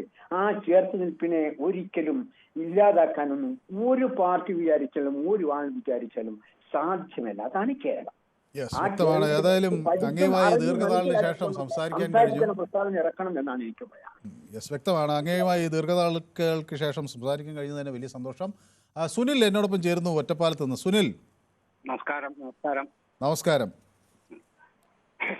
ഈ 2026 കേരളത്തിൽ BJP സർക്കാർ ഉണ്ടാകും എന്നാണ് അമിത്ഷാ പറയുന്നത്. ഒരുപക്ഷെ അങ്ങനെ എല്ലാ രാഷ്ട്രീയ നേതാക്കളും മത്സരിക്കുന്നവരെല്ലാം തങ്ങൾ വിജയിക്കും എന്ന് തന്നെയാണ് പറയാറുള്ളത്. പക്ഷേ അതിനപ്പുറത്ത് നിന്നൊക്കെ നമ്മളിതിനെ നോക്കിക്കാണുമ്പോൾ വലിയ ഒരു രാഷ്ട്രീയപരമായ ഒരു മാറ്റത്തിന് കേരളം വേദിയാകും എന്ന് കരുതാൻ എന്തെങ്കിലും ഘടകങ്ങൾ സുനിലിന് മുന്നിലുണ്ടോ? തീർച്ചയായിട്ടും ഒരുപാട് കാര്യങ്ങളുണ്ട്. BJP നേതൃത്വം ഒന്നുകൂടെ ശ്രദ്ധിച്ചാൽ, കാരണം BJPയുടെ ഇന്നത്തെ ഒരു ഡ്രോബാക്ക് എന്ന് പറയുന്നത് നേതാക്കന്മാർക്കിടയിലെ തൊഴുത്ത് കുത്ത. ആ തൊഴുത്തിൽ കുത്തി ഇല്ലാതാക്കി ഒന്നിച്ചു നിന്ന് കേരളത്തിന്റെ അടിസ്ഥാന പ്രശ്നങ്ങൾ എന്താണെന്ന് മനസ്സിലാക്കി അതിന് മുന്നിലേക്ക് വന്നാൽ, നടത്തുന്ന സമരങ്ങൾ ജനങ്ങൾക്ക് വേണ്ടിയായാൽ തീർച്ചയായും BJPക്ക് സാധ്യതയുണ്ട്, ഒരു സംശയമില്ല. ഓക്കെ, വ്യക്തമാണ് താങ്കളുടെ അഭിപ്രായം. അപ്പോൾ ശക്തിമാൻ എന്നോടൊപ്പം ചേർന്നിട്ടുണ്ട്. ശക്തിമാൻ പറയുന്നത് തിരുവനന്തപുരം കോർപ്പറേഷൻ ഭരണം BJPയുടെ പ്രധാന ലക്ഷ്യമാണെന്ന് പറയുന്നു. ബാലൻ ബി പറയുന്നു I think we must give a chance to BJP എന്ന് പറയുന്നു. നവീൻ ബാലകൃഷ്ണൻ പറയുന്നു BJP gave our ladies 1,000 rupees to 35% reservation to job instead of development എന്ന് പറയുന്നു. Okay, better you think of Tripura and West Bengal എന്നാണ് ബാലൻ്റെ അഭിപ്രായം. ഓക്കെ, ശ്രീ കൃഷ്ണൻകുട്ടി എന്നോടൊപ്പം ചേരുന്നത് മണിമലയിൽ നിന്നാണ്. ശ്രീ കൃഷ്ണൻകുട്ടി, നമസ്കാരം. നമസ്കാരം. പനിയൊക്കെ മാറിയല്ലേ? പനിയൊക്കെ മാറി എന്നാണ് ഞാൻ വിചാരിക്കുന്നത്. എങ്കിലും ഒരു ചെറിയ ശ്വാസമുട്ടൽ ഉണ്ടോന്നൊരു സംശയം. കുറെ ദിവസമായി നമ്മൾ സംസാരിച്ചിട്ട്. അതെ, അന്വേഷിക്കുന്നുണ്ടായിരുന്നു. അപ്പൊ അറിഞ്ഞു പനിയായിട്ടിരിക്കുകയാണ്, അതുകൊണ്ട് വരാൻ പറ്റുന്നില്ല. അത് ഞാൻ അറിഞ്ഞു. എന്നോട് പലപ്പോഴും കിരൺ പറയാറുണ്ട്, ഇങ്ങനെ എന്നെ അന്വേഷിച്ചവരുടെ കാര്യങ്ങളൊക്കെ വൈകുന്നേരം വിളിച്ച് പറയാറുണ്ട്. ഞാനും അത് കേൾക്കാറുണ്ട് ചില ഘട്ടത്തിൽ. അപ്പോൾ വലിയ സന്തോഷം തോന്നി. കാരണം നമ്മൾ പലപ്പോഴും ആശയപരമായി തർക്കിക്കുന്നവരാണെങ്കിലും കാണാതാകുമ്പോൾ നമുക്ക് പരസ്പരം അന്വേഷിക്കുന്നു എന്ന് പറയുമ്പോൾ തന്നെ അതൊരു സ്നേഹം അതിനടിയിലുണ്ട് എന്നതിൻ്റെ കൃത്യമായ തെളിവാണ് എന്ന് ഞാൻ മനസ്സിലാക്കുകയാണ്. സ്നേഹത്തിന്റെ ലക്ഷണമാണ് തർക്കിക്കുക എന്നുള്ളത്. അതെ, ഇടയ്ക്കൊരു പനി വരുന്നത് നല്ലതാ, ഒരു സർവീസിങ് നല്ലതാണ്. അത് ശരി. അപ്പൊ ഇന്നൊരു തർക്കമുണ്ട്. അമിത്ഷാ വന്ന് ഇവിടെ വലിയൊരു സ്വപ്നം വിതറിയിട്ടുണ്ടല്ലോ. അമിത്ഷാ പറയുന്നത് ഇത് നമ്മുടെ മറ്റൊരു പ്രശ്നം ചൂണ്ടിക്കാണിച്ച പോലെ അക്രമത്തിൻ്റെ, അഴിമതിയുടെ, വോട്ട് ബാങ്ക് രാഷ്ട്രീയത്തിൻ്റെ, ദേശവിരുദ്ധ പ്രവർത്തനങ്ങളുടെ നാടാണ് കേരളം എന്നാണ് പറയുന്നത്. പുള്ളി ഇതിനു മുമ്പ് ഒരു പ്രസ്താവന നടത്തിയിരുന്നു, കേരളത്തിലെ മന്ത്രിസഭയെ വലിച്ചു താഴെയിടുമെന്ന്. അതെ, കണ്ണൂർ വെച്ച് ഓർക്കുന്നുണ്ടോ? ഞാൻ ആ സമയത്ത് ഞാൻ അവിടെ ഉണ്ട്, കണ്ണൂരിലായിരുന്നു. അന്നേരം അതിന് അപ്പൊ തന്നെ നമ്മുടെ മുഖ്യമന്ത്രി പിണറായി വിജയൻ മറുപടിയും കൊടുത്തു. എന്തായിരുന്നു മറുപടി? ഓർക്കണ്ടോ? അത് ഈ ഞാനത് ഓർക്കുന്നു. ഞാൻ ആ സമയം റിപ്പോർട്ട് ചെയ്യാനായി കണ്ണൂരിൽ പോവുകയും അന്ന് അത് പരിഭാഷ ചെയ്ത നമ്മുടെ വി മുരളീധരൻ ആണ് ഇങ്ങനെ വലിച്ചു താഴെയിടുക എന്നൊരു പ്രയോഗം. ഹിന്ദിയിൽ അതേ അർത്ഥമാണോ എന്ന് എനിക്കറിയില്ല. ഏതായാലും അങ്ങനെ ഒരു പ്രയോഗമാണ് അതിന് ഏറ്റവും അനുയോജ്യം എന്ന തരത്തിലാണ് പറഞ്ഞത്. പിന്നീട് അത് വിശദീകരിച്ചു. അങ്ങനെ സർക്കാരുകളെ വലിച്ചു താഴെയിടുകയല്ല, ജനാധിപത്യ രീതിയിൽ വരുമെന്നൊക്കെ പിന്നെ അങ്ങനെ തർക്കമായി. അത് വലിയ വിവാദമായ ഒരു സംഭവമാണ്. അത് അങ്ങനെ അതായത് നമ്മുടെ പണ്ട് സംസ്ഥാന സർക്കാരുകളെ പിരിച്ചുവിടുന്ന രീതിയിലേക്ക് BJP നീങ്ങുന്നു എന്ന തരത്തിൽ മുഖ്യമന്ത്രി അതിനെ വ്യാഖ്യാനിച്ചു. അത് ഞാൻ ഓർക്കുന്നത് വർഷങ്ങൾക്ക് മുമ്പാണ്. പക്ഷെ എന്തായാലും അതിനൊരു ഫിറ്റിംഗ് മറുപടിയാണ് മുഖ്യമന്ത്രി കൊടുത്തത്. അതിന് പറഞ്ഞത് അതിന് ഈ തടി പോരാന്നാ പറഞ്ഞത്. അതെ, അത് ശരിയാ. അപ്പൊ ആ മുഖ്യമന്ത്രി പറഞ്ഞ ആ ഒരു ശരീരത്തിന്റെ തടിയെ പറ്റി മാത്രം കണക്കാക്കിയാ പോരാ, BJPയുടെ മൊത്തം തടി എന്ന് പറയുന്നത് കേരളത്തിലെ തടി പോരാന്നാണ് മുഖ്യമന്ത്രി ഉദ്ദേശിച്ചതെന്നും കൂടെ വ്യാഖ്യാനിക്കാം. അങ്ങനെയാണ് പക്ഷേ ഇത് നോക്കൂ, പക്ഷേ ഇവിടെ വേറൊരു കാര്യം അമിത്ഷാ ചൂണ്ടിക്കാണിക്കുന്നു കേട്ടോ. 2011 11% 24 ആകുമ്പോഴേക്ക് 20% വോട്ടിലേക്ക് അവർ ഉയർന്നു. ഇനി 30% ഇതേപോലെ അടുത്ത 10 വർഷം കൊണ്ട് ഉയർന്നാലുള്ള സാഹചര്യമാണ് അവർ പറയുന്നത്. ഈ ഉയർത്തി നമ്മൾ ഈ ബലൂൺ വീർപ്പിക്കുന്ന പോലെയുള്ളൂ. അത് ഒരു സമയം കഴിയുമ്പോൾ അതിന് വീർക്കാൻ പറ്റില്ല. പിന്നെ അതാണ് കാര്യം. എന്താന്ന് വെച്ചാൽ ഈ കേരളത്തില് BJPയുടെ സംസ്കാരമായിട്ട് ചേർന്ന് പോകുന്ന ഒരു സംസ്കാരം അല്ലല്ലോ കേരളത്തിന്റെ സംസ്കാരം. നമ്മുടെ ശ്രീനാരായണ ഗുരു പറഞ്ഞതുപോലെ ജാതിഭേദം മതദ്വേഷം ഏതുമില്ലാത്ത സർവരും സോദരത്വേന വാഴുന്ന മാതൃകാസ്ഥാനമാണിത് എന്നല്ലേ നമ്മൾ കേരളഗീത പഠിച്ചിരിക്കുന്നത്. അല്ല, പക്ഷേ അത് ശരി തന്നെ. പക്ഷെ അദ്ദേഹം അതിന്റെ ബാക്കിയും കൂടി പറയുന്നുണ്ട്. തമിഴ്നാട്ടിൽ ഇതാ സർക്കാർ ഉണ്ടാക്കാൻ പോകുന്നു, AIDMKയുമായി ചേർന്ന്. ത്രിപുരയിൽ ഉണ്ടാക്കി, ഒറീസയിൽ ഉണ്ടാക്കി, ആസാമിൽ ഉണ്ടാക്കി. ഉത്തരേന്ത്യൻ വടക്കേ ഇന്ത്യൻ പാർട്ടിയാണ് എന്ന് പറഞ്ഞെടുത്ത് നിന്ന് അത് മാറി. ശരിയാണ്. ഇനി നമ്മൾ മലയാളികളുടെ കണ്ണിൽ കൂടെ നോക്കാം. നമുക്ക് എന്ത് തന്നിട്ടാണ് നമ്മളോട് വോട്ട് ചോദിക്കുന്നത്? വയനാട്ടിൽ നമ്മുടെ പ്രധാനമന്ത്രി വന്നു, എന്ത് കൊടുത്തു? ഒരു കുഞ്ഞിനെ പിടിച്ച് 2 ഉമ്മ കൊടുത്തിട്ട് പോയതല്ലാതെ വേറെ എന്തെങ്കിലും കൊടുത്തോ? ഇല്ലല്ലോ. ഉമ്മ കൊടുത്താൽ കാര്യം നടക്കുവോ? അതൊക്കെ മനുഷ്യനെ പറ്റിക്കുന്ന പണിയൊക്കെ ഉത്തരേന്ത്യ നടക്കുമായിരിക്കും. നമുക്ക് പ്രളയം വന്ന സമയത്ത് നമുക്ക് വിദേശത്തു നിന്ന് സഹായം കിട്ടാനുള്ള എല്ലാ സാഹചര്യങ്ങളും ഒരുങ്ങി വന്നതാ. കോടിക്കണക്കിന് രൂപ ആരാ തടഞ്ഞത്? ഓർക്കുന്നുണ്ടല്ലോ. അങ്ങനെ സംസ്ഥാനങ്ങൾ മേടിക്കാൻ പാടില്ല എന്ന് പറഞ്ഞു. പക്ഷേ ഈ കഴിഞ്ഞ ദിവസം മഹാരാഷ്ട്രയ്ക്ക് സഹായം വാങ്ങാൻ അനുമതി കൊടുത്തില്ലേ? എന്തിനാണ് കേരളത്തിനോട് ഈ സ്റ്റെപ്പ് മദർ ട്രീറ്റ്മെന്റ്? രണ്ടാനമ്മയെ കണക്കാക്കുന്ന പോലെ. നമുക്ക് എന്ത് തന്നിട്ടാ? നമുക്ക് എയിംസ് തരാമെന്ന് പറഞ്ഞു, തന്നോ? റെയിൽവേക്ക് എന്തെങ്കിലും തന്നോ? ശബരിമല പാത എന്നുള്ള സംഭവം, ശബരിമല എന്ന് പറഞ്ഞാൽ ഒന്നുമല്ലേ BJPയുടെ ഒരു ഇഷ്ടപ്പെട്ട വിഷയമാണല്ലോ, അമ്പലങ്ങളും ഭക്തിയും ഒക്കെ. എന്നിട്ടും കൂടെ ശബരിമലയ്ക്ക് തന്നോ? ഇല്ലല്ലോ.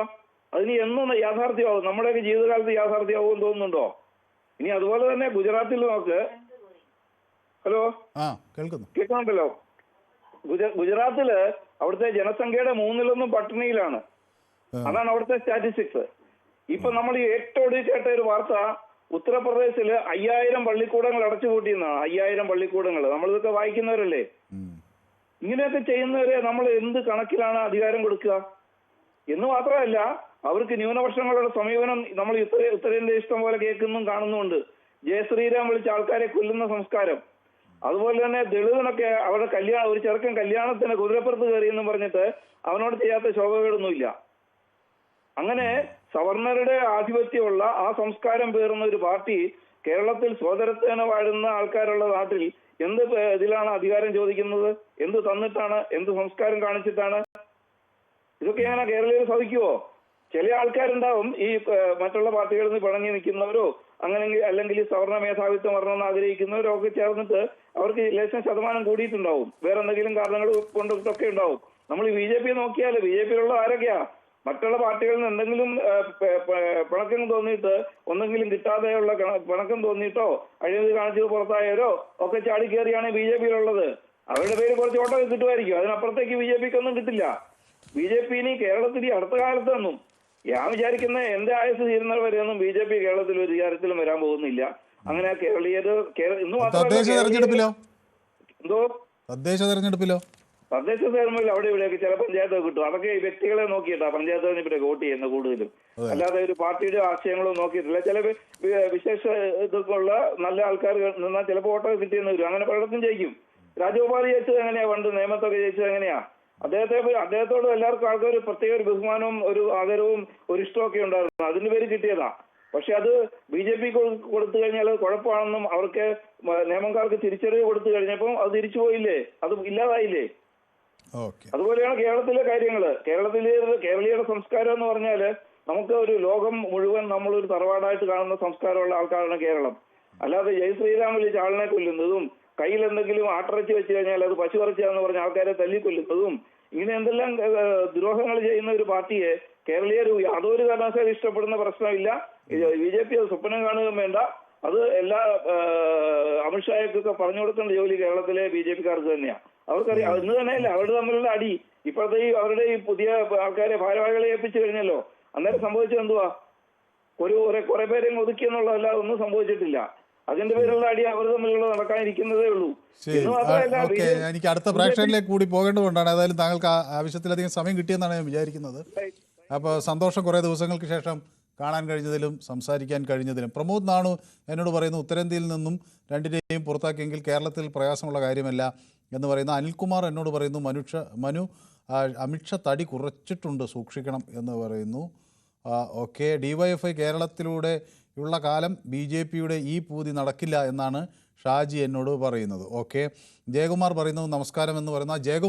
ജയകുമാറിനോട് എനിക്ക് പ്രത്യേക സ്നേഹമുണ്ട്. കാരണം മറ്റു പലരും എല്ലാവരും എന്നെ ഇവിടെ അന്വേഷിച്ചു. പക്ഷേ ചില ആളുകൾ ഇവിടുന്ന് നമ്പർ എടുത്ത് എൻ്റെ വീട്ടിലേക്ക് വിളിക്കുകയും എൻ്റെ സുഖവിവരങ്ങൾ അന്വേഷിക്കുകയും ചെയ്തു. ആ കൂട്ടത്തിൽ ഒരാളാണ് ജയകുമാർ. അന്ന് വയ്യെങ്കിലും ഞാൻ അദ്ദേഹത്തോട് കുറേ നേരം സംസാരിക്കുകയും അദ്ദേഹത്തിൻ്റെ കാര്യങ്ങളൊക്കെ മനസ്സിലാക്കുകയും ചെയ്തു. അപ്പോൾ ശരിക്കും വലിയ സന്തോഷം തോന്നി. കാരണം നമ്മളെ കാണാതിരിക്കുമ്പോൾ സാധാരണ പൊതുവേദിയിൽ എല്ലാവരും തന്നെ എൻ്റെ സുഖവിവരങ്ങൾ അന്വേഷിച്ചു.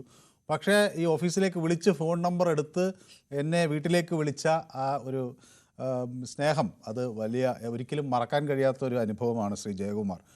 ഓക്കെ, ജിഷ്ണു വിജയ് പറയുന്നു ബംഗാളിലും ഒഡീഷയിലും BJP ശോകമാണ്. ഡൽഹിയിൽ AAP വന്നത് 0% നിന്നാണ്. പൊളിറ്റിക്സ് എല്ലാം സഡൻ ആണ്. BJP കൺസിസ്റ്റൻ്റായി കേരളത്തിൽ വർക്ക് ചെയ്യുന്നുണ്ട്. അത് ലാസ്റ്റിൽ റിസൾട്ട് ഉണ്ടാകും എന്നാണ് ജിഷ്ണു പറയുന്നത്. ഓക്കെ, അപ്പോൾ ബംഗാളിലും ഒഡീഷയിലും ഇതിലും ശോകമായിരുന്നു. അവിടെ നിന്നാണ് BJP വന്നത്. ഡൽഹിയിലും ആം ആദ്മി പാർട്ടി 0% നിന്ന് വന്നു എന്നാണ് ജിഷ്ണുവിൻ്റെ ഒരു വിലയിരുത്തൽ. ഓക്കെ, സുനിൽകുമാർ പറയുന്നു 11 വർഷമായി അഴിമതിയില്ലാത്തൊരു കേന്ദ്രഭരണം, അതുപോലെ രാജ്യം മുഴുവൻ അഴിമതി മുക്തമാക്കണമെന്ന് പറയുന്ന. സതി ബാബുരാജ്, നമസ്കാരം. സതി ബാബുരാജ് നമ്മുടെ പൊതുവേദിയുടെ ഒരു സ്ഥിരം പ്രേക്ഷകനാണ്. സതി ബാബുരാജും അവരുടെ ഹസ്ബൻഡും. ഓക്കെ, നമസ്കാരം Manu. Me and my husband pray to God for your health. ഞാൻ ഇതിനൊക്കെ എങ്ങനെ നന്ദി പറയണമെന്ന് എനിക്കറിയില്ല. രണ്ടുപേരും പ്രാർത്ഥിച്ചു എന്നാണ് പറയുന്നത്. He told me to ask Kiran about your health. You concentrate on your health. God bless you. Super time for BJP now എന്നാണ് പറയുന്നത്. ഓക്കെ, അപ്പോൾ എൻ്റെ ആരോഗ്യത്തിന് വേണ്ടിയും പെട്ടെന്നുള്ള റിക്കവറിക്ക് വേണ്ടിയുമൊക്കെ പ്രാർത്ഥിച്ചു എന്നാണ് പറയുന്നത്. ഏതായാലും പ്രാർത്ഥന ഫലം കണ്ടു എന്ന് വേണമെങ്കിൽ പറയാം. അപ്പോൾ സതി ബാബുരാജ് ഇവിടെ പൊതുവേദിയുടെ സ്ഥിരം പ്രേക്ഷകയാണ്. അപ്പോൾ സെബാസ്റ്റ്യൻ CA എന്തോ ഇത് ചെയ്തിട്ടുണ്ട്. അപ്പോൾ അദ്ദേഹത്തിൻ്റെ പ്രതികരണം എവിടെയാണ് വന്നതെന്ന് ഞാൻ കണ്ടില്ല, അതുകൊണ്ടാണ് വായിക്കാത്തത്. പ്രതികരണം എൻ്റെ വായിച്ചില്ല എന്നുള്ള പരാതിയാണ് സെബാസ്റ്റ്യൻ പറയുന്നത്. സെബാസ്റ്റ്യൻ ഞാൻ കണ്ടില്ല. ഓക്കെ, കണ്ടാൽ വായിക്കാം. ഒരു ചെറിയ ഇടവേള എനിക്ക് അനിവാര്യമാണ്. യെസ്, പൊതുവേദി തുടരുകയാണ്. എന്നോടൊപ്പം പ്രിൻസ് ആണ് ചേരുന്നത് പുതുപ്പള്ളിയിൽ നിന്ന്. പ്രിൻസ് ചേട്ടാ, ഒരു കാരണവശാലും BJP ജയിക്കത്തില്ല. അത് വെറും മലർപ്പൊടിക്കാരന്റെ സ്വപ്നം മാത്രമാണ്. കാരണം എന്താണെന്നറിയോ? കേരളത്തിലെ ആൾക്കാർക്ക് വിദ്യാഭ്യാസം. അപ്പോൾ നമ്മുടെ തൃശ്ശൂരിലെ ആളുകൾക്ക് ഒക്കെ വോട്ട് ചെയ്തല്ലോ BJP. അതൊക്കെ എങ്ങനെയാ ജയിച്ചെന്നുള്ള കാര്യങ്ങളൊക്കെ നമ്മൾ പല പ്രാവശ്യവും ചർച്ച ചെയ്തിട്ടുള്ള കേസുകെട്ടുകളാണ്. പല ഡിബേറ്റിലും വന്നിട്ടുള്ള. ഒരു കാരണവശാലും BJP ജയിക്കത്തില്ല. കാരണം എന്തുകൊണ്ടാണെന്നറിയോ? അവരുടെ സ്ട്രാറ്റജി വളരെ മോശമാണ്. ശ്രീ പ്രിൻസ് ഏത് മേഖലയിലാണ് ജോലി ചെയ്യുന്നത്? രാഷ്ട്രീയ രംഗത്ത് പ്രവർത്തിക്കുന്നുണ്ടോ എന്ന് അറിയാൻ ഞാൻ ചോദിച്ചത്. എന്തോ പ്രിൻസ് രാഷ്ട്രീയ രംഗത്ത് പ്രവർത്തിക്കുന്ന ആളാണോ? ഇല്ല, എനിക്കൊരു രാഷ്ട്രീയമില്ല. ഏത് മേഖലയിലാണ് ജോലി ചെയ്യുന്നത്? ഞാൻ ചെയ്യുന്നത് എനിക്ക് സ്വന്തം കച്ചവടം, ബിസിനസ്സാണ്. ഓക്കെ, ഞാൻ ഒരു പൊതു പ്രേക്ഷകർ എന്ന നിലയിൽ ചോദിച്ചതേ ഉള്ളൂ. അപ്പം പ്രിൻസ് പറഞ്ഞു BJP വിജയിക്കില്ലെന്ന് പറഞ്ഞു. പക്ഷെ ആര് വിജയിക്കുമെന്നാണ് ശ്രീ പ്രിൻസ് കരുതുന്നത്? ഇവിടെ അടുത്ത പ്രാവശ്യം എന്താണെന്ന് പറഞ്ഞാൽ കോൺഗ്രസ് കയറും. കോൺഗ്രസ് ജയിക്കും. തദ്ദേശ തെരഞ്ഞെടുപ്പിൽ കോൺഗ്രസ് ജയിക്കും. തീർച്ചയായിട്ടും കയറും. നിയമസഭാ തെരഞ്ഞെടുപ്പിലും കോൺഗ്രസ് ജയിക്കും. സോറി സാറേ, അങ്ങനല്ല. നിയമസഭാ തെരഞ്ഞെടുപ്പിൽ കോൺഗ്രസ് കയറും. തദ്ദേശ തെരഞ്ഞെടുപ്പുകളിൽ കാരണം ഇവര് ലാസ്റ്റ് വരെ പറയുന്നത് എന്നാ പറയുന്നത്, ഞങ്ങൾ നാളെ ജയിക്കും, ഞങ്ങൾ നാളെ ജയിക്കും, ഞങ്ങൾ നാളെ കഴിഞ്ഞ് ജയിക്കും എന്ന് പറഞ്ഞോണ്ടേ അവസാനം ഇവർ അങ്ങോട്ടും ഇങ്ങോട്ടും എന്നിട്ട് പഴി പറയും. ഇതിനേക്കാട്ടിലും ഭയങ്കര പ്രശ്നമാണ്. മറ്റേ ആ സുരേന്ദ്രൻ ചേട്ടൻ 2 പ്രാവശ്യം 2 ഇടത്തായിട്ട് നിന്നിട്ടാ ഒരിടത്ത് ഹെലികോപ്റ്ററിലൊക്കെ പോയ പുള്ളിക്കാരൻ മറ്റേ റോഡ് ഷോയ്ക്കൊക്കെ പോയി. ഓർക്കുന്നുണ്ടോ? ഇതിനേക്കാട്ടിലും വലിയ സംഭവങ്ങളായിരുന്നു പറഞ്ഞിരുന്നു. എന്നിട്ട് ജയിച്ചോ? എത്രയാ കിട്ടിയത്? ഒരു കാരണവശാലും കിട്ടത്തില്ല. കാരണം എന്താണെന്ന് വെച്ച് കഴിഞ്ഞാൽ ഇവിടെയുള്ള ആൾക്കാർക്ക് പഠിപ്പും വിവരമുണ്ട്. അതുകൊണ്ട് മാത്രം ഒരു കാരണവശാലും കിട്ടത്തില്ല. ശരി, ഓക്കെ. ഏതായാലും വളരെ നന്ദി പ്രിൻസ്. പുതുപ്പള്ളിയിൽ നിന്നാണ് വിളിച്ച അഭിപ്രായം പങ്കുവച്ചത്. ജോഷി എന്നോടൊപ്പം ചേരുന്നത് കൊച്ചിയിൽ നിന്നാണ്. ഈ ജോഷി കൊച്ചിയിൽ എവിടെ നിന്നാണ് വിളിക്കുന്നത്? എറണാകുളം പള്ളുരുത്തി നിന്ന് വിളിക്കുന്നു. പള്ളുരുത്തി. ഡിവിഷൻ 19 കൊച്ചിൻ കോർപ്പറേഷനിൽ 19 ഡിവിഷനിൽ. പള്ളുരുത്തിയിൽ നല്ല കാലാവസ്ഥയാണെന്ന് ഇപ്പൊ എന്നോട് നമ്മുടെ അവിടെ നിന്നുള്ള ഒരു പ്രേക്ഷകൻ ഇപ്പൊ സംസാരിച്ചു വെച്ചത്. നല്ലതാണ്, നല്ല മഴയുണ്ട്. അല്ല, മഴ പെയ്താൽ കൊച്ചിയിൽ മറ്റു പല സ്ഥലങ്ങളിലും വലിയ പ്രയാസമാണ് ഇറങ്ങി നടക്കാൻ. ഇപ്പൊ പള്ളുരുത്തിയിൽ ആ പ്രശ്നമില്ല എന്നാണ് ഡേവിഡ് വിജയ് എന്നൊരു പ്രേക്ഷകൻ, നമ്മൾ സ്ഥിരം പ്രേക്ഷകൻ പള്ളുരുത്തിയിൽ നിന്ന്. കോർപ്പറേഷൻ എന്ന് പറയുന്നത് നോക്കുകുത്തിയായിട്ട് മാറിയിരിക്കുന്ന ഒരു സംവിധാനമാണ് കൊച്ചിയിലുള്ളത്. അതെ, കാരണം എവിടെ മഴ പെയ്താലും വെള്ളപ്പൊക്കം ഒരു തരത്തിലും ഒരു തരത്തിലുള്ള എന്താ പറയാ ഒരു മുന്നൊരുക്കങ്ങളില്ലാത്തൊരു കോർപ്പറേഷനാണ് കൊച്ചി. തദ്ദേശീയ സ്വയംഭരണ സ്ഥാപനങ്ങളിൽ ഏറ്റവും മോശപ്പെട്ട ഒരു മേയറാണ് ഇപ്പൊ കൊച്ചി ഭരിക്കുന്നത്, അനിൽകുമാർ. ആണോ? നല്ല അഭിപ്രായമാണല്ലോ ആളുകൾ പറയുന്നത്, അല്ലേ? മോശം അഭിപ്രായം. വ്യക്തിപരമായിട്ട് വ്യക്തി നല്ലതാണ്, പക്ഷെ ഭരിക്കാൻ അദ്ദേഹത്തിന് അറിയില്ല എന്ന് വേണേൽ തുറന്നു പറയാം. അദ്ദേഹം ഈ പ്രീണന രാഷ്ട്രീയമായിട്ട് മുന്നോട്ട് പോകുന്ന ഒരാളാണ്. അത് ശരി. അപ്പൊ ഈ BJP സ്വപ്നം കാണുന്ന പോലെ ഞങ്ങളുടെ സ്വപ്നം യാഥാർത്ഥ്യമാക്കാനുള്ള സമയമായി എന്ന് BJP നേതാവ് കേന്ദ്രമന്ത്രി അമിത്ഷാ പറയുകയാണ്. അത് തീർച്ചയായിട്ടും അദ്ദേഹം പറയുന്നത് കേരളത്തിന്റെ പൾസർ മനസ്സിലാക്കിയിട്ടാണ്. അപ്പൊ BJPയുടെ അധികാരത്തിലേക്ക് എത്താനുള്ള സമയമായി. അവർ പതുക്കെ ആയി അത് നമുക്ക് കാണാമല്ലോ. ഈ ഇപ്പം വിദ്യാഭ്യാസ നയത്തിലാണെങ്കിലും എന്താ പറയാ, സർക്കാർ യു-ടേൺ എടുക്കുന്നു, പ്രതിപക്ഷം അതിന് കുടപിടിക്കുന്നു. നമ്മൾ കണ്ടുകൊണ്ടിരിക്കുന്നത് അതായത് ഒരു പ്രീണന രാഷ്ട്രീയമാണ് ഇവിടെ നടന്നുകൊണ്ടിരിക്കുന്നത്. ക്രൈസ്തവര വിഭാഗത്തെ പൂർണ്ണമായിട്ടും തഴഞ്ഞുകൊണ്ടിരിക്കുന്ന ഒരു എന്താ പറയാ NDA മുന്നണി എന്ന് വേണേൽ പറയാം. കേരളത്തില് മുനമ്പം വിഷയം വന്നപ്പോഴും അതുപോലെ തന്നെ മറ്റ് സമുദായത്തിന്റെ വിഷയങ്ങൾ വരുമ്പോഴും ക്രൈസ്തവ സമൂഹത്തെ പാടെ അവഗണിക്കുന്ന ഒരു ഇടതു മുന്നണി അല്ലെങ്കിൽ വലതു മുന്നണി ഒരു കൂട്ടുകെട്ടാണ് ഇവിടെ നടക്കുന്നത്. അതിന് BJPയുടെ നേതൃത്വത്തിലുള്ള ഭരണം വരും എന്നാണ് താങ്കൾ പ്രതീക്ഷിക്കുന്നത്. ഏതായാലും വളരെ സന്തോഷം ജോഷി അവിടുന്ന് വിളിക്കുക, അഭിപ്രായം പങ്കുവെക്കുകയും ചെയ്തതിന്. അപ്പോൾ സെബാസ്റ്റ്യൻ സിയെ പറയുന്നത് ഇവിടെ ബ്രെയിനിൽ ചാണകമല്ല എന്ന് പറയുന്നത്. സെബാസ്റ്റ്യൻ അങ്ങനെയാണ് പറയുന്നത്. കാരണം ജനങ്ങൾക്ക് അവർ ഇഷ്ടപ്പെട്ട ആളുകളെ തിരഞ്ഞെടുക്കും. ഉത്തരേന്ത്യയിലുള്ള ആളുകളെല്ലാം തലയിൽ ചാണകമുള്ളവരാണെന്ന് നമുക്ക് പറയാനൊരു അർഹതയുമില്ല. ഇപ്പോൾ എത്രയോ ആളുകൾ, ഇപ്പോൾ ബഹിരാകാശ യാത്ര നടത്തിയ ശുഭാൻഷു ശുക്ലയെ പോലുള്ളവർ ഉത്തരേന്ത്യക്കാർ ഒക്കെ തലയിൽ ചാണകമില്ലാത്തവരാണെന്ന് നമ്മൾ പറയില്ല. ആളുകൾക്ക് അവർക്ക് ഇഷ്ടമുള്ള ആളുകളെ തിരഞ്ഞെടുക്കുന്നു. നമ്മൾക്ക് നമ്മളുടേതായ ഇഷ്ടമുള്ള ആളുകളെ തിരഞ്ഞെടുക്കാം. അപ്പോൾ അത് രാഷ്ട്രീയപരമായ ആശയവ്യത്യാസങ്ങൾ. അപ്പം അതിനപ്പുറത്തേക്ക് ആളുകളെ ഇങ്ങനെ ചാണകമെന്ന രീതിയിൽ വോട്ടർമാരെ, രാഷ്ട്രീയക്കാരെ ആളുകൾ പലതും ആക്ഷേപിക്കും, പക്ഷേ വോട്ടർമാരെ ഏതു തരത്തിലും ആക്ഷേപിക്കുന്നത് ശരിയല്ല. അവർക്ക് ഇഷ്ടപ്പെട്ട ആളുകളെ തിരഞ്ഞെടുക്കാൻ അവർക്ക് അധികാരമുണ്ട്. സുദീപ് പറയുന്നത് കേരള മീഡിയ കർണാടക മീഡിയ എന്നാണ്. ഇതെന്താണെന്ന് എനിക്ക് കേരള മീഡിയ ശരിയല്ല എന്നുള്ള അർത്ഥത്തിൽ തലയോട്ടിയുടെ ചിഹ്നമാണ് ഇട്ടിരിക്കുന്നത്. കർണാടക മീഡിയയ്ക്ക് ജോക്കറിൻ്റെയും ഒക്കെ ചിഹ്നമാണ് ഇട്ടിരിക്കുന്നത്. അപ്പോൾ സുദീപ് ഇതൊക്കെ പറയുന്ന കാണുമ്പോൾ എനിക്ക് എന്താണ് സുദീപ് ഉദ്ദേശിക്കുന്നതെന്ന് മനസ്സിലാകുന്നില്ല. നമുക്ക് പത്രങ്ങളും മാധ്യമങ്ങളും ഇല്ലാത്തൊരു ലോകം വേണമെന്ന ആഗ്രഹം അടിയന്തരാവസ്ഥ കാലത്ത് അങ്ങനെ ഉണ്ടായിരുന്നല്ലോ. അപ്പോൾ അതുപോലെ വേണമെന്ന് ആഗ്രഹിക്കുന്ന ഒരാളായിരിക്കാം എന്നാണ് ഞാൻ വിചാരിക്കുന്നത്. ഓക്കെ. ശ്രീജിത്ത് പറയുന്നു കേരളത്തിൽ ജനങ്ങൾ LDFനും UDFനും ഒരുപാട് അവസരം കൊടുത്തു, എന്നിട്ട് പ്രത്യേകിച്ച് ഒരു മാറ്റവും ഉണ്ടായില്ല. ജോലി അന്വേഷിച്ച് കേരളം വിടുന്ന യുവാക്കൾ കൂടുകയാണ്. ഒരു അവസരം BJP കൊടുക്കണം എന്നാണ് ശ്രീജിത്തിൻ്റെ അഭിപ്രായം. പ്രസന്നൻ പറയുന്നു BJP 140 സീറ്റിൽ മത്സരിക്കുന്നു, അതിനോട് എനിക്ക് യോജിപ്പില്ല. ഒരു മാനദണ്ഡം ഉണ്ടാക്കി 75 സീറ്റ് അല്ലെങ്കിൽ 100 സീറ്റിൽ മത്സരിക്കാൻ തീരുമാനിച്ചാൽ കാര്യങ്ങൾ മാറിമറിയും എന്നാണ് BJP നേതാക്കൾക്ക് നമ്മുടെ പ്രേക്ഷകരായ പ്രസന്നൻ കേസിൻ്റെ ഒരു നിർദ്ദേശം. ജോസഫ് പറയുന്നു BJP വളരണം എന്നാണ് അദ്ദേഹം പ്രാർത്ഥിക്കുന്നത് എന്ന് പറയുന്നു. അപ്പോൾ കെട്ടിവെക്കാൻ കാശില്ലാത്ത സ്ഥലങ്ങളിൽ മത്സരിക്കുന്നത് ശരിയല്ല, കാശ് കിട്ടാൻ സാധ്യതയില്ലാത്ത സ്ഥലങ്ങളിൽ മത്സരിക്കുന്നത് ശരിയല്ല, ജയിക്കാൻ സാധ്യതയുള്ള സീറ്റുകളിൽ മാത്രം ഫോക്കസ് ചെയ്യണം എന്നാണ് പ്രസന്നൻ നേരത്തെ പറഞ്ഞത്. ഓക്കെ. ശക്തിമാൻ്റെ വോട്ട് BJPക്കാണെന്ന് പറയുന്നുണ്ട്.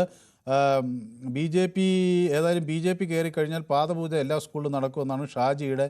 ഓക്കെ. അത് ഷാജി ഭാസ്കരൻ പറയുന്നു മുനമ്പം വിഷയം അവിടുത്തെ സമര നേതാവ് എന്താണ് പറഞ്ഞ് ഇത് എന്ന് ജോഷിയോട് ചോദിക്കുന്നു. ഓക്കെ. പെട്രോൾ ബങ്ക് അഴിമതി എന്നൊക്കെ പറഞ്ഞു വരുന്നുണ്ട്. ഓക്കെ. അപ്പോൾ പലതരം പ്രതികരണങ്ങൾ നമുക്ക് വന്നുകൊണ്ടിരിക്കുന്നു. വർഗീസ് എന്നോടൊപ്പം ചേരുന്നു പെരുമ്പാവൂരിൽ നിന്നാണ്. ശ്രീ വർഗീസ്, അതിനിടയിൽ ഷാജി ഭാസ്കരൻ്റെ ഒരു പ്രതികരണം ഞാൻ വായിക്കാൻ വിട്ടുപോയത്. റഷീദ് കൊയിലാണ്ടി ഇന്ന് സത്യം പറഞ്ഞു എന്നാണ് ഷാജി ഭാസ്കരൻ പറയുന്നത്. റഷീദ് കൊയിലാണ്ടിയെ സാധാരണ വിമർശിക്കുന്ന ആളാണ് ഷാജി ഭാസ്കർ, പക്ഷേ ഇന്ന് സത്യം പറഞ്ഞു എന്നാണ്. ഇതുവരെ 800 കോടി എന്ത് ചെയ്തു എന്ന് ചോദിച്ചായിരുന്നു UDF കാര്യങ്ങൾ വയനാട്ടിൽ നടക്കുന്നത് എന്ന് ബോധ്യപ്പെട്ടതുകൊണ്ടാണ് ഇതിൻ്റെ തെളിവാണിത് എന്ന് പറയുന്നു. ഓക്കെ. അപ്പോൾ ഷാജി ഭാസ്കർ റഷീദിനെ അംഗീകരിക്കുന്നു. വർഗീസ്, എനിക്ക് പറയാനുള്ള കാര്യം ഞാൻ പറയാം. ഇവിടെ നിന്ന് അമിത്ഷാ പറഞ്ഞതിനെ പറ്റി ചർച്ച നടത്തുമ്പോൾ കൊച്ചി കോർപ്പറേഷനിലെ കുഴപ്പമാണ്, അനിൽകുമാർ മോശമാണ്, ഇത് എന്തിനു പറയുന്നു? അയാളുടെ രാഷ്ട്രീയ വക്താവല്ലേ? ഇപ്പൊ ഈ കൊച്ചിയിലുള്ളവർക്ക് കൃത്യമായിട്ട് അറിയാം മുൻപത്തെ ഭരണമാണോ ഇപ്പൊ കോർപ്പറേഷൻ ഭരിക്കുന്നതാണോ നല്ലത്. ആ വിഷയം പോകാം. ഞാൻ പറയാനുള്ളത് അമിത്ഷാ പറഞ്ഞത് തന്നെ, അമിത്ഷാ ഇന്ന് വന്ന് കേരളത്തിലെ BJPക്കാർക്ക് ഒരു സന്തോഷ വാർത്ത കൊടുത്തു.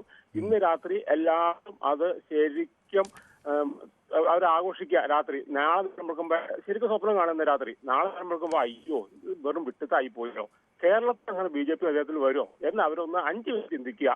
കാരണം ഒരബദ്ധം തൃശ്ശൂർ പറ്റി, നിയമത്ത് പറ്റി അത് തിരുത്തി അവിടെ ക്ലിയർ ആക്കി. ഈ കൂണ് മുളക്കുന്ന അതിലെ ഇടയ്ക്ക് ഒന്ന് വരും, അത് പിറ്റേ ദിവസം പിന്നെ കാണൂല. പിന്നെ ഇവർ വരും. 35 അംഗങ്ങൾ ഉണ്ടെങ്കിൽ ഞങ്ങൾ കേരളം ഭരിക്കും എന്ന് പറഞ്ഞ സുരേന്ദ്രൻ അവിടെ തന്നെ അറിയാമല്ല ആ പാർട്ടിയുടെ കള്ളത്തങ്ങൾ ഏത് രീതിയിലാക്കുന്നു. അപ്പൊ അതുകൊണ്ട് കേരളത്തിൽ ഒരു കാലത്തും സർക്കാർ കാലങ്ങളൊന്നും BJP കാര്യത്തിൽ വരില്ല. ഈ തെരഞ്ഞെടുപ്പ് വരുമ്പോൾ കുറച്ച് കോൺഗ്രസ്സുകാരെ കുറച്ച് BJP കിട്ടും. കാരണം അവർക്ക് സീറ്റ് കിട്ടാത്തവർ വാശി പിടിച്ച് അങ്ങോട്ട് ചെല്ലും. അങ്ങനെ തള്ളി ചിലപ്പോ ഇച്ചിരി പിടിച്ച് 280 ഭരണം കിട്ടി കേന്ദ്രത്തിൽ വെറും പൊട്ടത്തരങ്ങളാണ്. കാരണം വടക്കേന്ത്യ അല്ല കാരണം കേരളത്തിൽ ജനങ്ങൾ പ്രത്യേക രീതിയിലാണ് ചിന്തിക്കുന്നത്. ഭരണത്തിന്റെ 5 ഇല്ലാത്ത അവര് ആവിക്കൊടി പിടിച്ച ഭാരതമാതയൊക്കെ വരുന്നു. അങ്ങനെ അവര് എവിടെയങ്ങനെ അവരുടെ ആ ഇത് കയറ്റിക്കൊണ്ടാൻ നോക്കണം, RSSന്റെ കയറ്റിക്കൊണ്ടാൻ നോക്കണേ. ഭരണം കിട്ടിയ ആളത്തെ അവസ്ഥ ചിന്തിക്കാൻ പറ്റുമോ കേരളത്തില്? ശരി, വ്യക്തമാണ് താങ്കളുടെ അഭിപ്രായം. ജിഫി എന്നൊരു പ്രേക്ഷകൻ കൂടി എന്നോടൊപ്പം ചേരുന്നു. ജിഫി, നമ്മുടെ സമയം അവസാനിക്കാറായി. വളരെ ചുരുങ്ങിയ വാക്കുകളിൽ 1 മിനിറ്റ് കൊണ്ട് വളരെ ചുരുങ്ങിയ വാക്കുകളിൽ താങ്കൾക്ക് പ്രതികരിക്കാം. ഞാൻ 1 മണിക്കൂറോളായി പരിശ്രമിക്കാൻ വേണ്ടി ഇപ്പാണ് കിട്ടിയത്. സമയം കഴിയാറായി. സാറെന്താ ചോദിക്കാനുള്ളത്? സാറിനെന്താ എന്നോട് ചോദിക്കാനുള്ളത്? അല്ല, ഞാൻ ചോദിക്കുന്നത് ഇപ്പോൾ അമിത്ഷാ പറയുന്നു കേരളത്തിൽ ഒരു വികസിത കേരളം, വികസിത ഇന്ത്യയുടെ ഭാഗമാകണമെങ്കിൽ ഇവിടെ BJP അധികാരത്തിൽ വരണം എന്ന്. അത് തീർച്ചയായും വരണ്ടേ സാറേ, തീർച്ചയായും വരേണ്ടതല്ലേ? കാരണം ഈ രണ്ടുപേരും മാറി മാറി ഭരിക്കാൻ വേണ്ടിയിട്ട് ഇത്രയും വർഷങ്ങളായി. ഇതുവരെ ഇതിനൊരു അറുതി വേണ്ടേ? ഇത് ഇപ്പോ തന്നെ താങ്കളോട് ഞാൻ വിചാരിച്ചിരിക്കും, നമ്മളുടെ ഈ ആരോഗ്യ മേഖല ഏറ്റവും മെച്ചമെന്ന് പറയുന്നു, ഏറ്റവും മെച്ചപ്പെട്ടതെന്ന് പറയുന്നു. നമ്മുടെ മുഖ്യമന്ത്രി ചികിത്സയ്ക്ക് പോയിരിക്കുന്നത് എവിടെയാ? അമേരിക്കയിലല്ലേ? നമ്മുടെ മുൻ കേന്ദ്രമന്ത്രി ഉണ്ടായിരുന്നു സുഷമ സ്വരാജ്, അവർക്ക് എവിടെയൊക്കെ പോകാനുള്ള സൗകര്യം ഉണ്ടായിരുന്നു. അവർ പോയില്ല. അവരിവിടെ തന്നെ അവർ ചികിത്സിച്ചു. ക്യാൻസർ രോഗിയായിരുന്നു. അപ്പോൾ നമ്മുടെ സമയം അതിക്രമിക്കുന്നതുകൊണ്ടാണ് നമുക്കിതൊക്കെ അടുത്ത ദിവസം വീണ്ടും ജിഫിനെ ഒന്ന് വിളിക്കാം, നമുക്ക് സംസാരിക്കാം. ജിഫിൻ കുറേ നേരം ശ്രമിച്ചിട്ട് കിട്ടിയില്ല എന്ന് പറഞ്ഞു. പക്ഷേ നാളെ നമുക്ക് പൊതുവേദി ഉണ്ട്, അപ്പോൾ നമുക്ക് കുറേ കൂടെ വിശദമായി സംസാരിക്കാം. സന്തോഷം ഇന്ന് പറവൂരിൽ നിന്ന് വളരെയധികം ശ്രമിച്ചെങ്കിലും നമുക്കൊപ്പം ചേർന്നത്. 2026-31 ടേമിന് ശേഷം BJP കേരളത്തിൽ വർക്കായി തുടങ്ങും. കേരള രാഷ്ട്രീയത്തിൽ പ്രകടമായ മാറ്റമുണ്ടാകുമെന്ന് അഖിൽ ബാലകൃഷ്ണനോട് പറയുന്നു. ബാക്ക് ക്ലോബ്രാസ് പറയുന്നത് അടിയന്തരാവസ്ഥ എന്താണ് പ്രശ്നം? ഇന്ദിരാഗാന്ധി രാജീവ് ജീവനോടെ ഉണ്ടായിരുന്നെങ്കിൽ ഭാരതം ചൈനയുടെ സ്ഥാനത്ത് എത്തുമായിരുന്നു എന്നാണ്. ഓഹോ, ബ്ലാക്ക് കോബ്ര. Yes, okay. എന്നാലും നമ്മൾ ഈ വിഷയം യൂട്യൂബിലും പ്രേക്ഷകർക്ക് മുന്നിൽ ചർച്ചയ്ക്ക് വെച്ചിരുന്നു. തദ്ദേശ തെരഞ്ഞെടുപ്പുകളിൽ BJP നില മെച്ചപ്പെടുത്തുമോ എന്നായിരുന്നു പ്രധാന ചോദ്യം. അപ്പോൾ തദ്ദേശ തെരഞ്ഞെടുപ്പിൽ 60% ആളുകൾ പറയുന്നു BJPക്ക് നില മെച്ചപ്പെടും എന്നാണ്. 40% ആളുകൾ മെച്ചപ്പെടില്ല എന്നാണ്. ഏതായാലും ബ്ലാക്ക് കോബ്രയെ പോലുള്ളവരോട് എനിക്ക് പറയാനുള്ളത്, നാവടക്കി ജീവിക്കുന്നതല്ല, സ്വാതന്ത്ര്യത്തോടെ ജീവിക്കുന്ന ഒരു ഇന്ത്യയാണ് നമ്മുടെ രാജ്യം ആഗ്രഹിക്കുന്നത്. അതുകൊണ്ട് ചൈനയെ പോലെ മുന്നിലെത്തുകയല്ല, സന്തോഷത്തോടെ സമാധാനത്തോടെ ജീവിക്കുക എന്നതിന് കൂടുതൽ പ്രാതിനിധ്യം കൊടുക്കേണ്ടവരാണ് നമ്മൾ എന്നതാണ്. വെറും സാമ്പത്തിക നേട്ടത്തിനപ്പുറത്തേക്ക് നമ്മൾ ഒരു പൗരാവകാശമുള്ളൊരു വ്യക്തിയായി ജീവിക്കാൻ കൂടി നമുക്ക് കഴിയണം. അതാണ് പ്രധാനം. യെസ്, അപ്പോൾ ഇന്നത്തെ പൊതുവേദി ഇവിടെ സമാപിക്കുകയാണ്. നാളെ മറ്റൊരു വിഷയവുമായി വീണ്ടും കാണാം. നന്ദി, നമസ്കാരം.